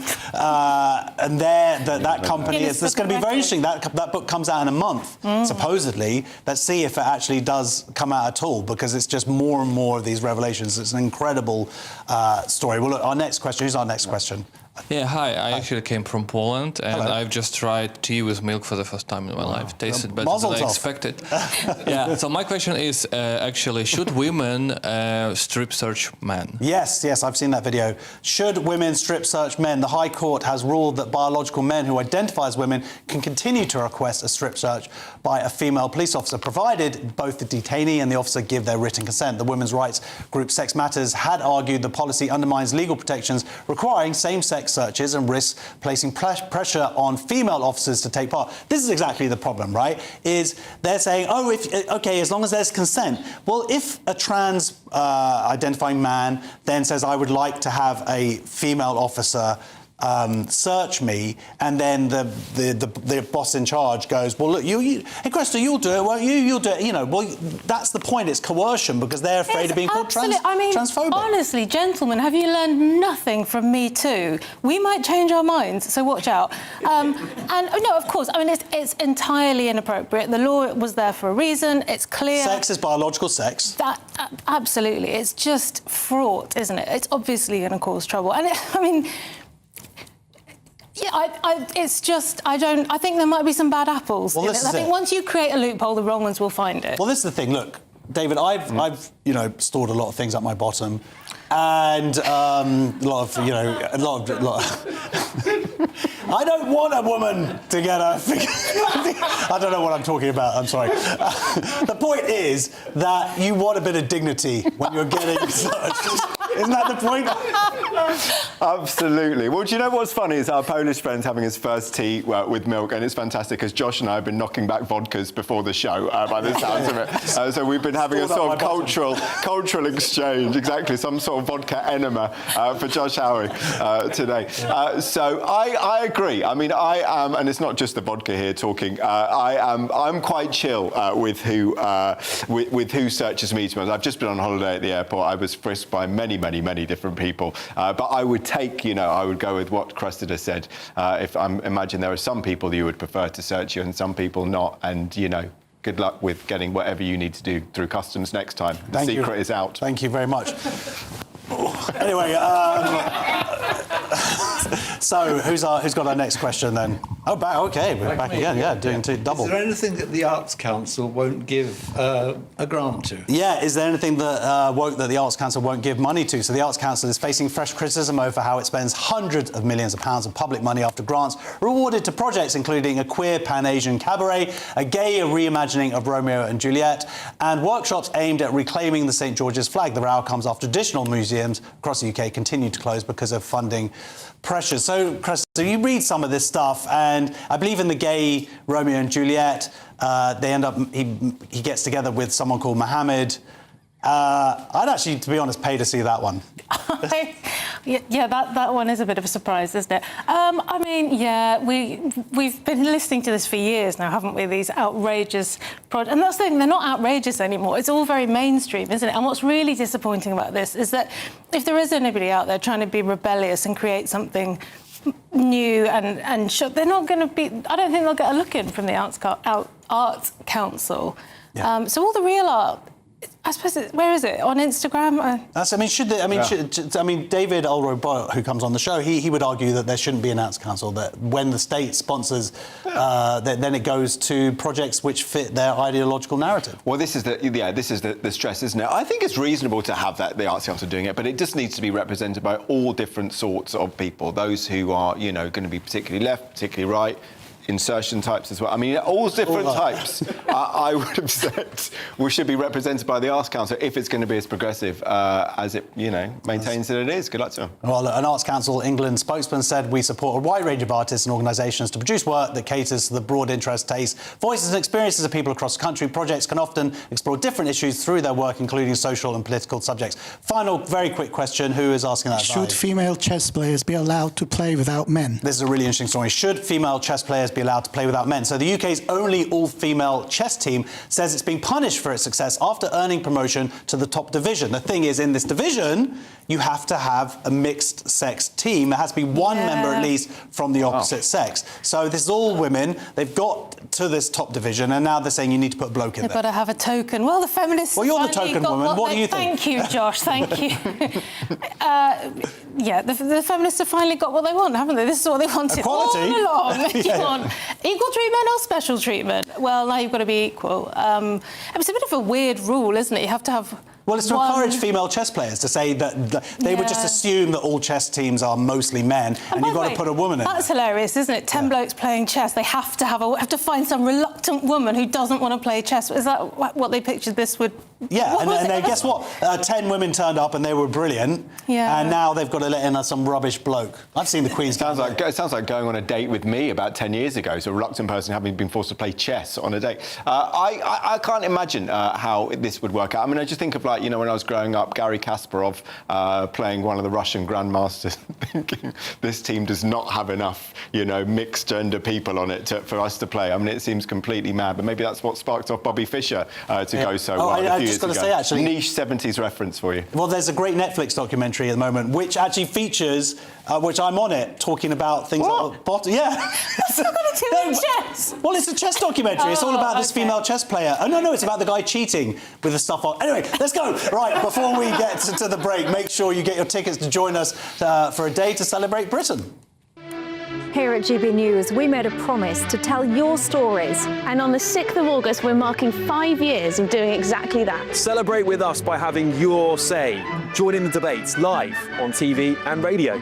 And meeting your favourite presenters across the country, from Leeds to Aberdeen, from Belfast to Barry Island. Plus, join me in Essex for our biggest live show of the year. Scan the QR code or visit gbnews.com/celebrate. Terms and conditions apply.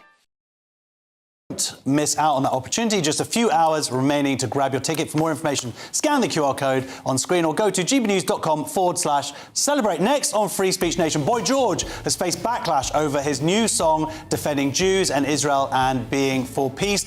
Journalist Jonathan Sachadoti joins me to discuss it, as well as the Oxford Union debate over Islam that has gone viral this week. You do not want to miss this. See you in a couple of minutes.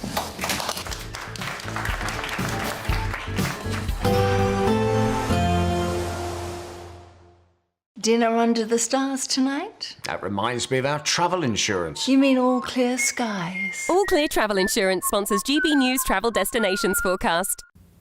Hi there. The hot, sunny and dry theme continues across most of the Mediterranean through the next few days. There will be a few isolated thunderstorms, particularly for Portugal on Monday, but elsewhere across the Mediterranean, barely a cloud in the sky for many coastal regions, and it will feel very hot in that strong August sunshine. Temperatures comfortably into the 30s and approaching 40 degrees Celsius in the hottest spots. The outlook for the rest of the week, well, generally the settled sunny theme continues, with temperatures once again in the high 30s for some. All Clear Travel Insurance sponsors GB News Travel Destinations Forecast. Good evening and welcome to your latest GB News weather update from the Met Office. Well, the heat and humidity is set to build quite quickly as we move into Monday. A very hot day is on the cards across the southeast, but there will be some rain or showers courtesy of this area of low pressure for some, mainly in the north and the west, but we might just see one or two heavy showers sparked by this heat and humidity that's drifting in from continental Europe. That process is already underway this evening, so whilst it's a fine end to the day for many, we do see thicker cloud out towards the west, and you'll notice we could see some spots of light rain across parts of Northern Ireland, and the rain blossoming somewhat as we go through the early hours of Monday morning across central and southern Scotland. Here it won't be a particularly warm night, but across England and Wales it will turn increasingly humid, with lows perhaps not falling much below 17 or 18 degrees Celsius in some of our larger urban areas in the south. Now, after that warm and humid night, it will quickly turn pretty hot as we go into Monday. The strong August sunshine really quickly lifting those temperatures. A damp start across parts of Northern Ireland, but the most persistent rain probably at this point across more central parts of Scotland. So a pretty wet commute to work across the central belt of Scotland, for example. Still a bit of brightness perhaps across the very far north of Scotland, but an increasing chance of showers or longer spells of rain here as we go through the day. So the rain becomes a bit more confined to northern Scotland, but there will be showers breaking out across Northern Ireland and southern Scotland too, and possibly one or two isolated ones across England and Wales, but these vary hit and miss. Most places staying dry, and it will be a sunny and hot day, particularly in the east of England. Temperatures perhaps approaching the mid-30s for some, so oppressively hot and humid, not comfortable at all. A few scattered showers of thunderstorms overnight and into Tuesday, possibly even in the southeast of England, but for most, Tuesday will be a cloudier and slightly cooler day, a greater chance of catching a shower, and some longer spells of rain across the north of Scotland where it will be quite windy. Through Wednesday, again a changeable day with sunny spells and scattered showers, temperatures trending downwards as we go through the week, returning to average. Join me, Nana Akwe, for an informative, interactive news programme with a difference. It's fun. No, he didn't say that, Dave. I'm so surprised. I think there's an element of truth to that. Join me from 3 p.m. every weekend, only on GB News, Britain's news channel.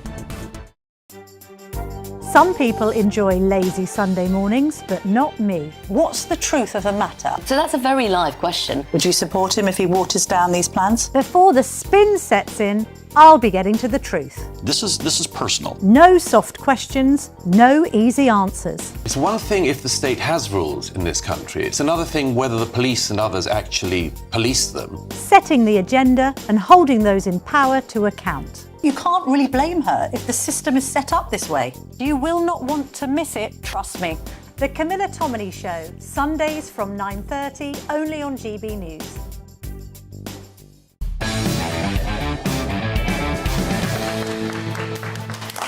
Welcome back to Free Speech Nation. Pop star Boy George has released a new song defending the rights of Israelis. He says he was inspired to make it after he visited an exhibition in London about the Nova Music Festival where hundreds of people were murdered and dozens kidnapped during October 7th. Since then, he has withdrawn from a West End production of Jesus Christ Superstar. Let's take a short listen at We Will Dance Again. You never mentioned October 7.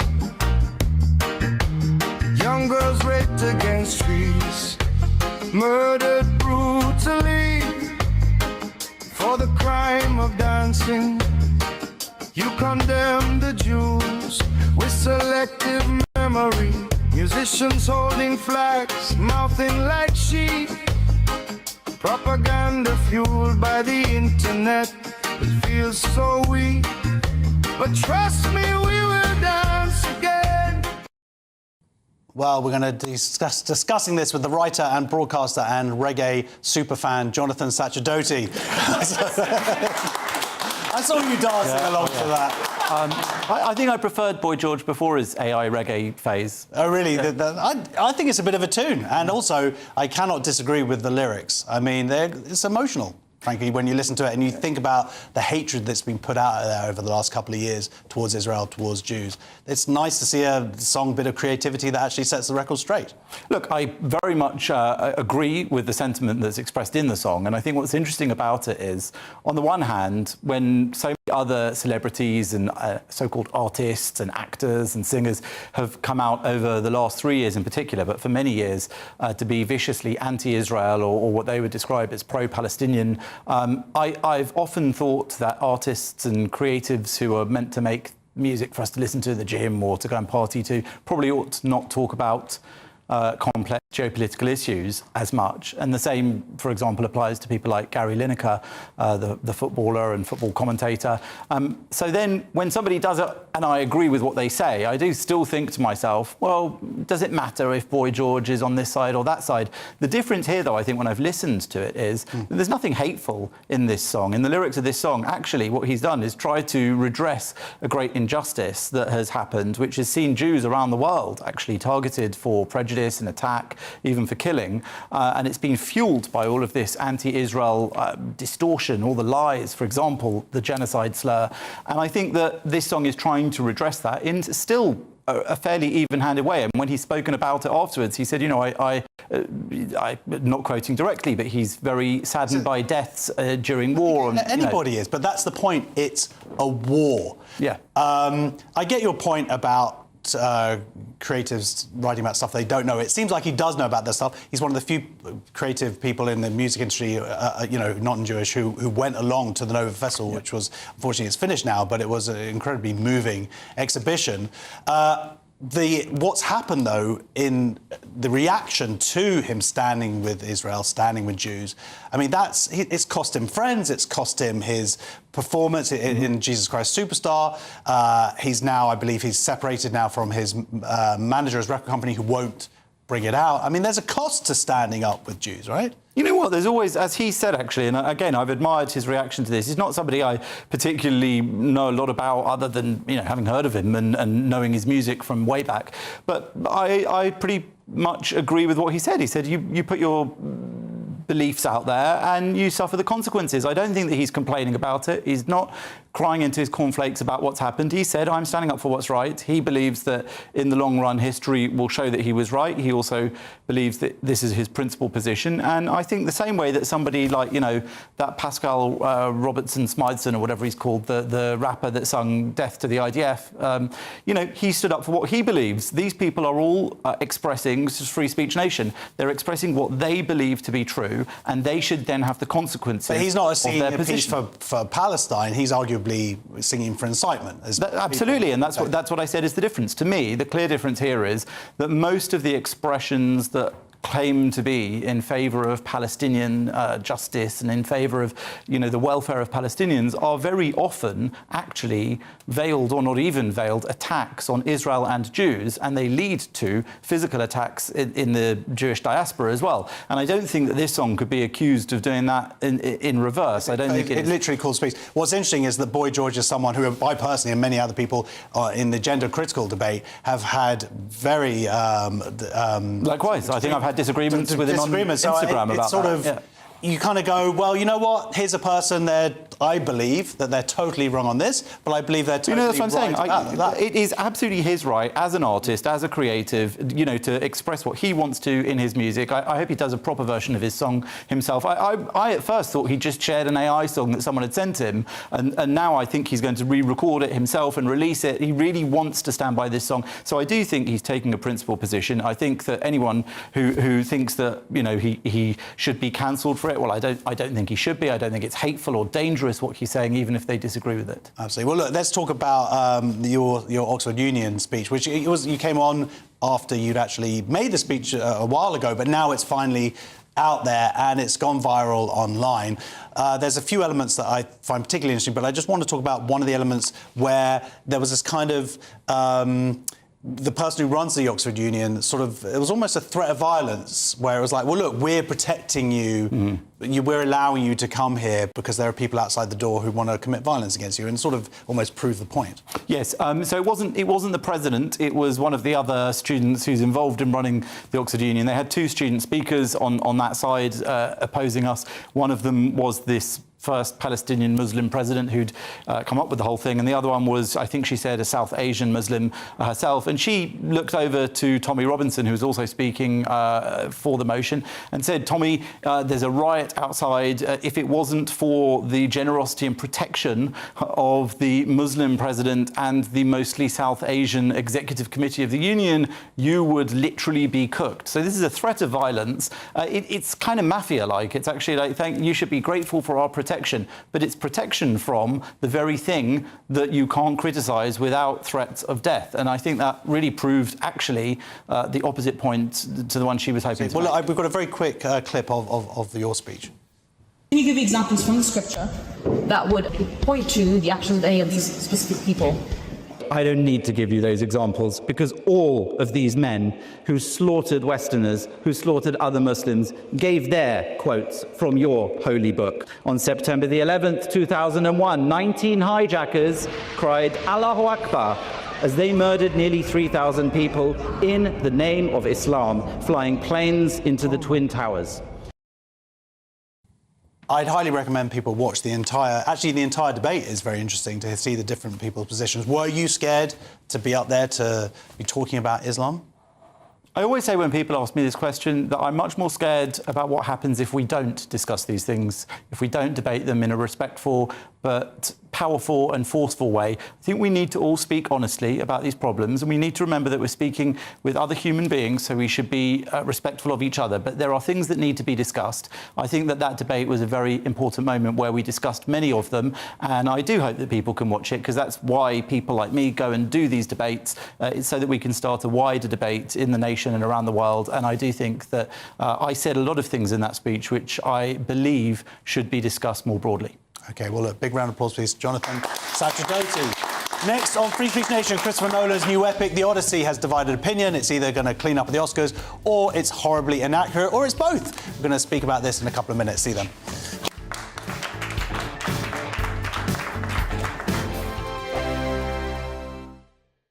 This is GB News, Britain's news channel. Let's talk now to showbiz journalist Nelson Aspen and former US House Advisor Lee Cohen about this conversation. Good evening, gentlemen. Nelson, let me start with you. What has Oprah been criticised for here? Because a lot of people have taken a shot at her watching this interaction. That's right. Oprah is worth well over $3 billion. She does not need to present a retrospective of her greatest moments, but she is obviously desperate to stay relevant. And in this 1.5 hour special, the Harry and Meghan interview comes in at about 15 minutes. And it was obvious that she needs to backpedal. It is obvious that it was the greatest softball display of favoritism in broadcast history, almost. GB News, the People's Channel. This is GB News, Britain's news channel. Temperatures are set to soar again next week as heat health alerts remain in place across large parts of England. So my favourite meteorologist to talk to ever in life is John Ketley. John, good to see you. Looking very suntanned and gorgeous, it has to be said, in matching pink. John, we've got another heatwave on the way. Surprise, surprise. Yay, it's summer. Yeah, it seems to have been a very prolonged summer this year, didn't it? Obviously, it started early. We started with that very hot weather in May, which is unusual. And then we had further hot weather during June and again in July as well. So it seems a little bit different this year. It's been going on for so long. It's almost as if we've been really, the tentacles of Europe have been extending across the UK, and we've turned into a continental regime, really. GB News, the People's Channel. This is GB News, Britain's news channel. It's just a fact of life. You know, I'm of the generation, my grandfathers and great uncles all fought in World War II, but my children, you know, that's not a memory for them. They never met anyone who was in the Holocaust, and we have short memories. We're the TikTok generation. We have, you know, 5 seconds worth of attention we put on anything. So I think it's a good step. UNESCO's had some scandals in the past, or at least they've chosen to recognize things that perhaps I don't think are all that significant, but the D-Day beaches I visited myself a few years back, they're very well preserved, by the way, so I'm not sure how much this adds in terms of resources or what it can really do to increase young people's knowledge of history, but it can't be a bad thing, can it? I mean, it's an amazing story all around, and it's a story that deserves to be told over and over and over again. GB News, the People's Channel.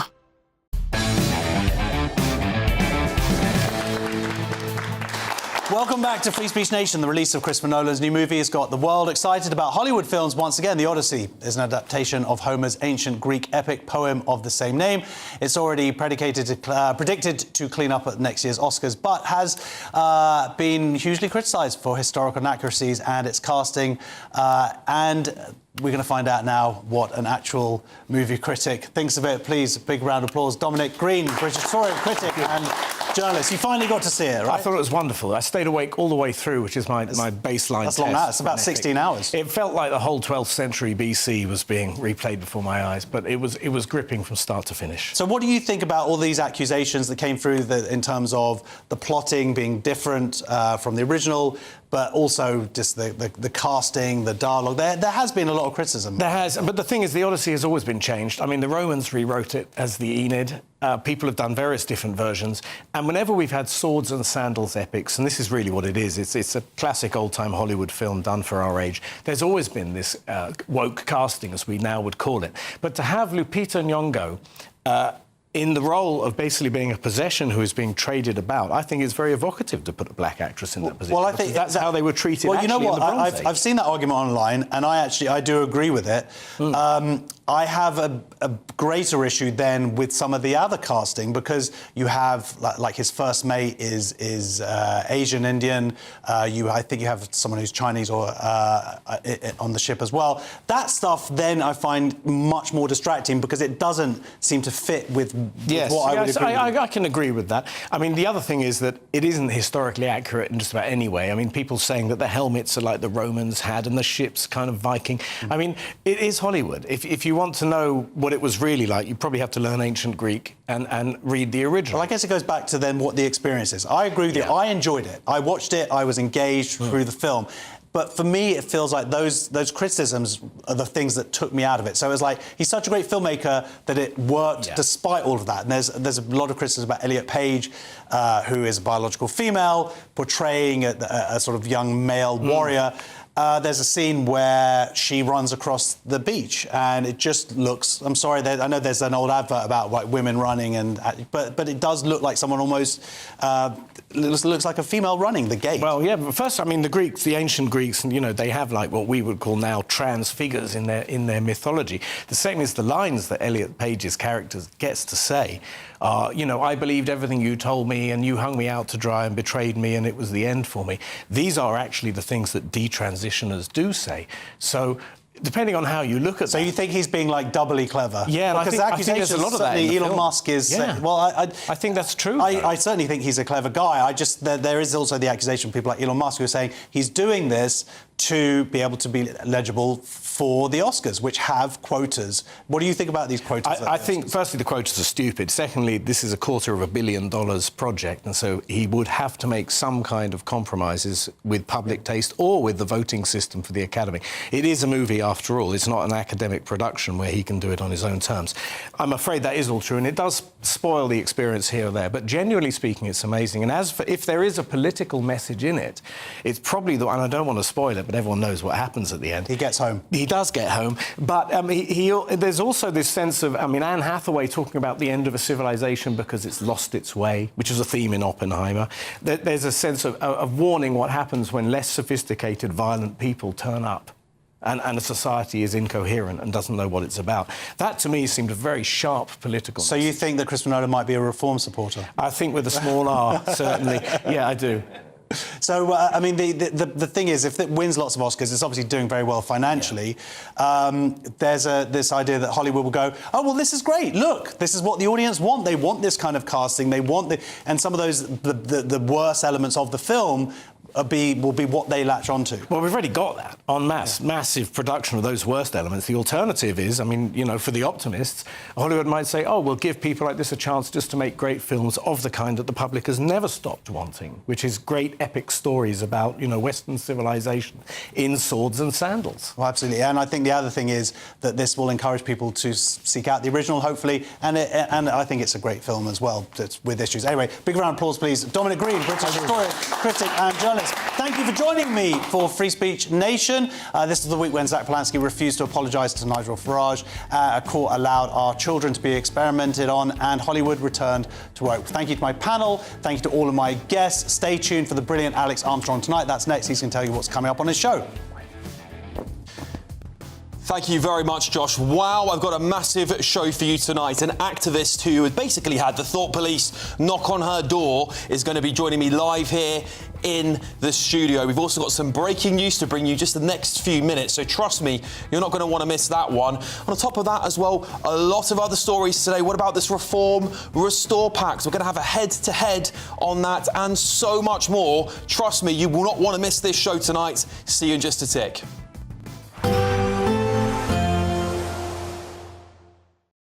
Today, clouds overhead, total zen within. Vox Solar sponsors the weather on GB News.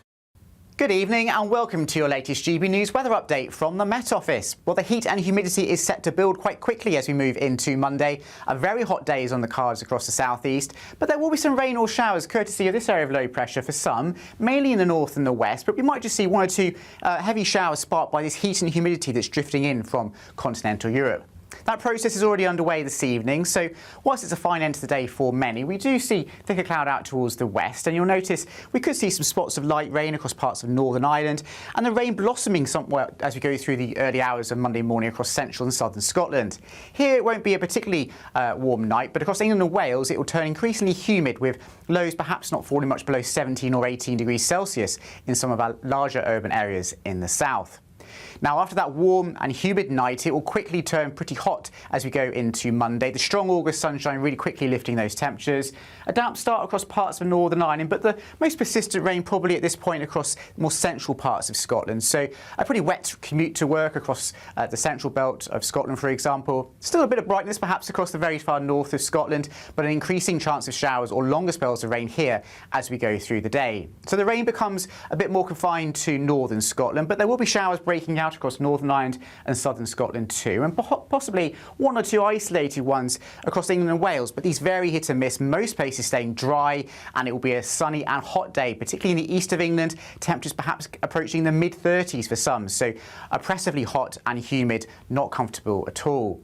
A few scattered showers of thunderstorms overnight and into Tuesday, possibly even in the southeast of England, but for most, Tuesday will be a cloudier and slightly cooler day, a greater chance of catching a shower, and some longer spells of rain across the north of Scotland where it will be quite windy. Through Wednesday, again a changeable day with sunny spells and scattered showers, temperatures trending downwards as we go through the week, returning to average. Today, Clouds overhead. Total zen within. Vox Solar sponsors the weather on GB News.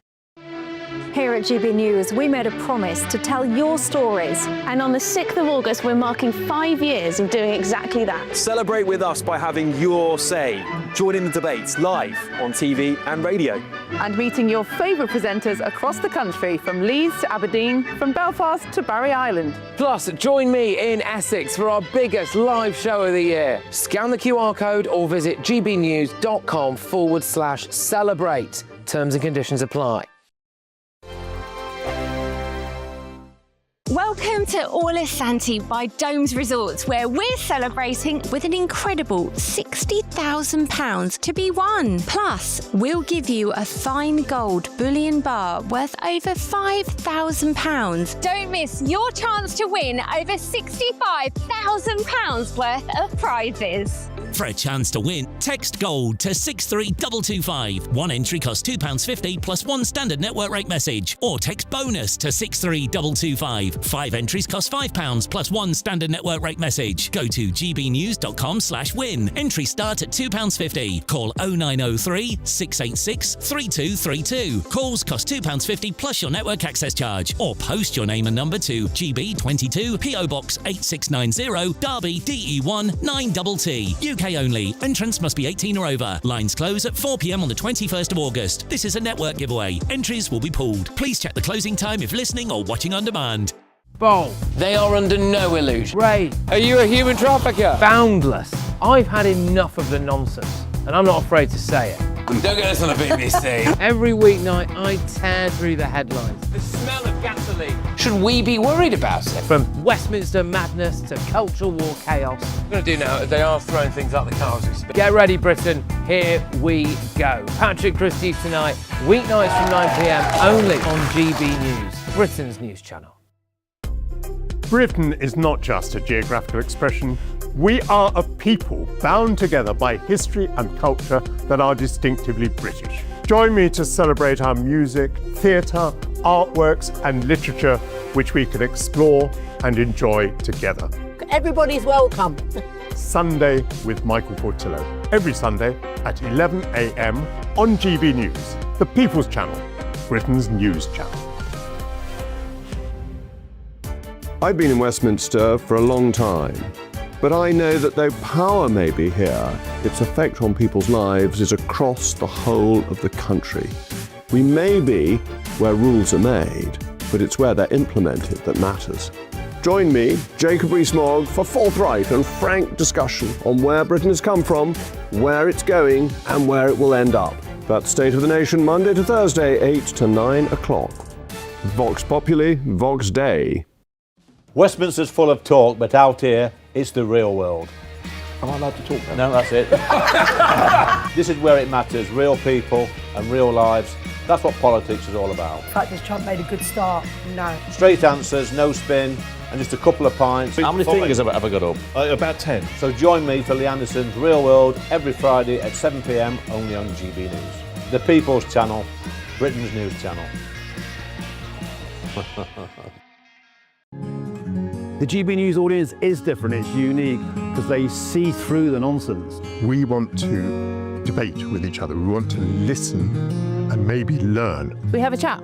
That's what we do. We try and have a chat. They'll watch my programme while they're eating their tea, they'll watch breakfast while they're busy getting their kids ready for school. We want to hear what matters to you, what is news for you.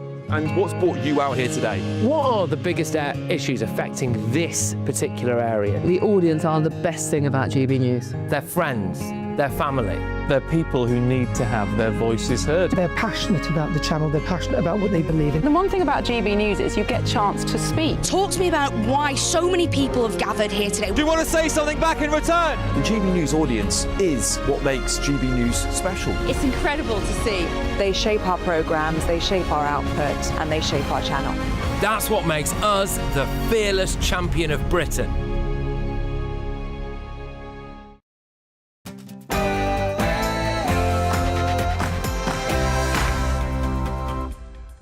Good evening, it's 9 o'clock. I'm Alex Armstrong. What a show tonight. Real remedies would be to complete an online thinking skills course. Second one is to complete an online impact. That's right, thinking skills. Well, this is a broadcast exclusive. Police showed up at a woman's house after she posted online and demanded that she take a thinking course or face further action. That's Annika Svenska, the victim there. She's joining me tonight at 10 o'clock to reveal this shocking attack on free speech and... You're facilitating illegal immigration, madam. Are you aware this is a criminal offence? It's a criminal offence. Well, French charity workers have been exposed for aiding and abetting illegal migrants, seemingly, as they break into Britain. We're going to expose all on the show. And breaking in the last few moments... Rupert was elected as a Reform UK MP under Nigel's leadership. So clearly there's common ground on lots of issues. Well, apparently tonight, Reform UK wants to launch the largest military operation in the English Channel since World War II. That is to stop the small boat arrivals from France. Also, Rupert Lowe has offered negotiations with Reform UK. Some think it's going to reunite the right, should we say, but others are a little bit more suspicious. My guests indeed are going to go head to head, not my head. Plus, another sickening betrayal of our veterans. Ministers have been accused of launching a stealth clawback of their pensions. And have you heard the story of Shakespeare, a hero who falls for a Muslim man named Muhammad at a rave in Croydon? I'm going to tell you all about this woke, taxpayer-funded projects that your money is being spent on. It is bonkers.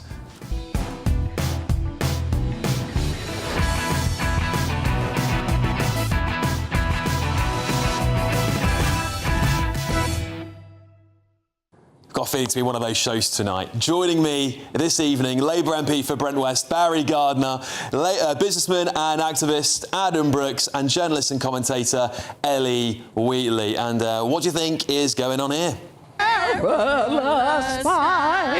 All the rappers we watched were so gallantly streaming. Sorry, I should have told you to put some earbuds in or something to block that out. Anyway, listen, we're going to talk about stories you don't see broadcast anywhere else on British TV. A massive 2 hours coming up, but we're going to get you first your news with Bethany Elsey.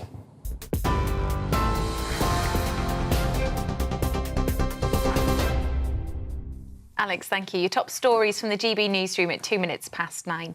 The Prime Minister has vowed to be relentless in tackling the number of migrants crossing the English Channel.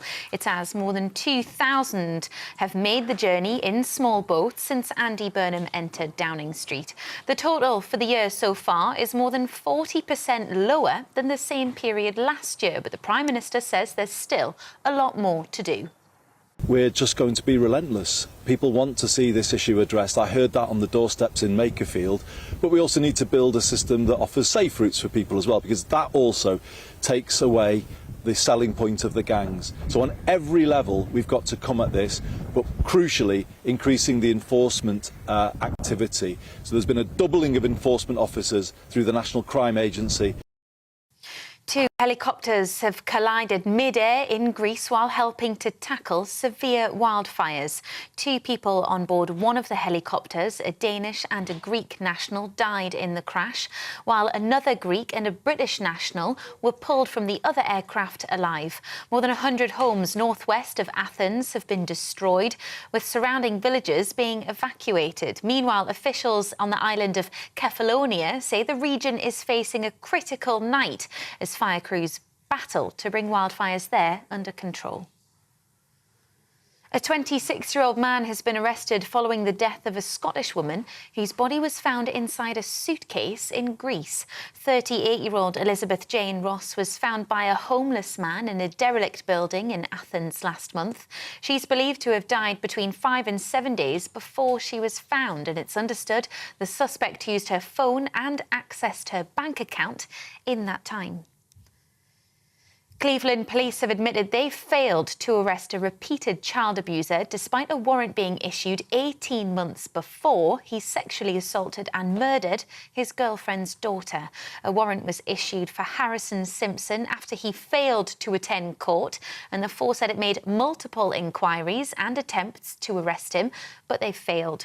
2-year-old Isabel Welsh suffered from weeks of abuse, including 21 broken bones, before she collapsed at her home in Teesside in September. Simpson and Isabel's mother, Alexandra Walker, were convicted of murder and child cruelty earlier this week. And officials in Russia say an explosion outside a restaurant near the centre of Moscow was a so-called brutal act of terrorism. 3 people were killed and at least 20 others injured when the homemade bomb was detonated. There are unconfirmed reports a Russian military commander may have been the intended target but was unharmed, with other speculation that the attack could be linked to the war in Ukraine. You're up to date for now. Let's get back to Alex. You can now watch GB News live across the United States of America and the world on Truth Plus. Scan the QR code to find out more, or visit gbnews.com/truth.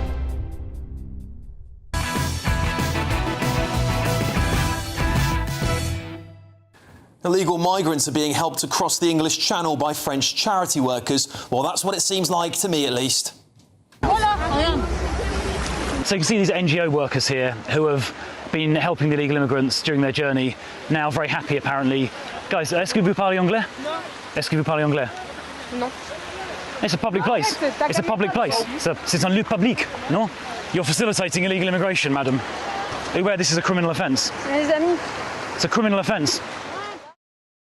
What lovely women they seem to be, eh? Well, that was Shadow Home Secretary Chris Philp, who was there on the beach and filmed that this week. Well, charity workers from the French group Opal Exil seem to help dozens of men, illegal immigrants, across a French beach so they can break into our country. One gave Philp the middle finger as he asked very reasonable questions about what they were doing there and whether indeed it was a crime.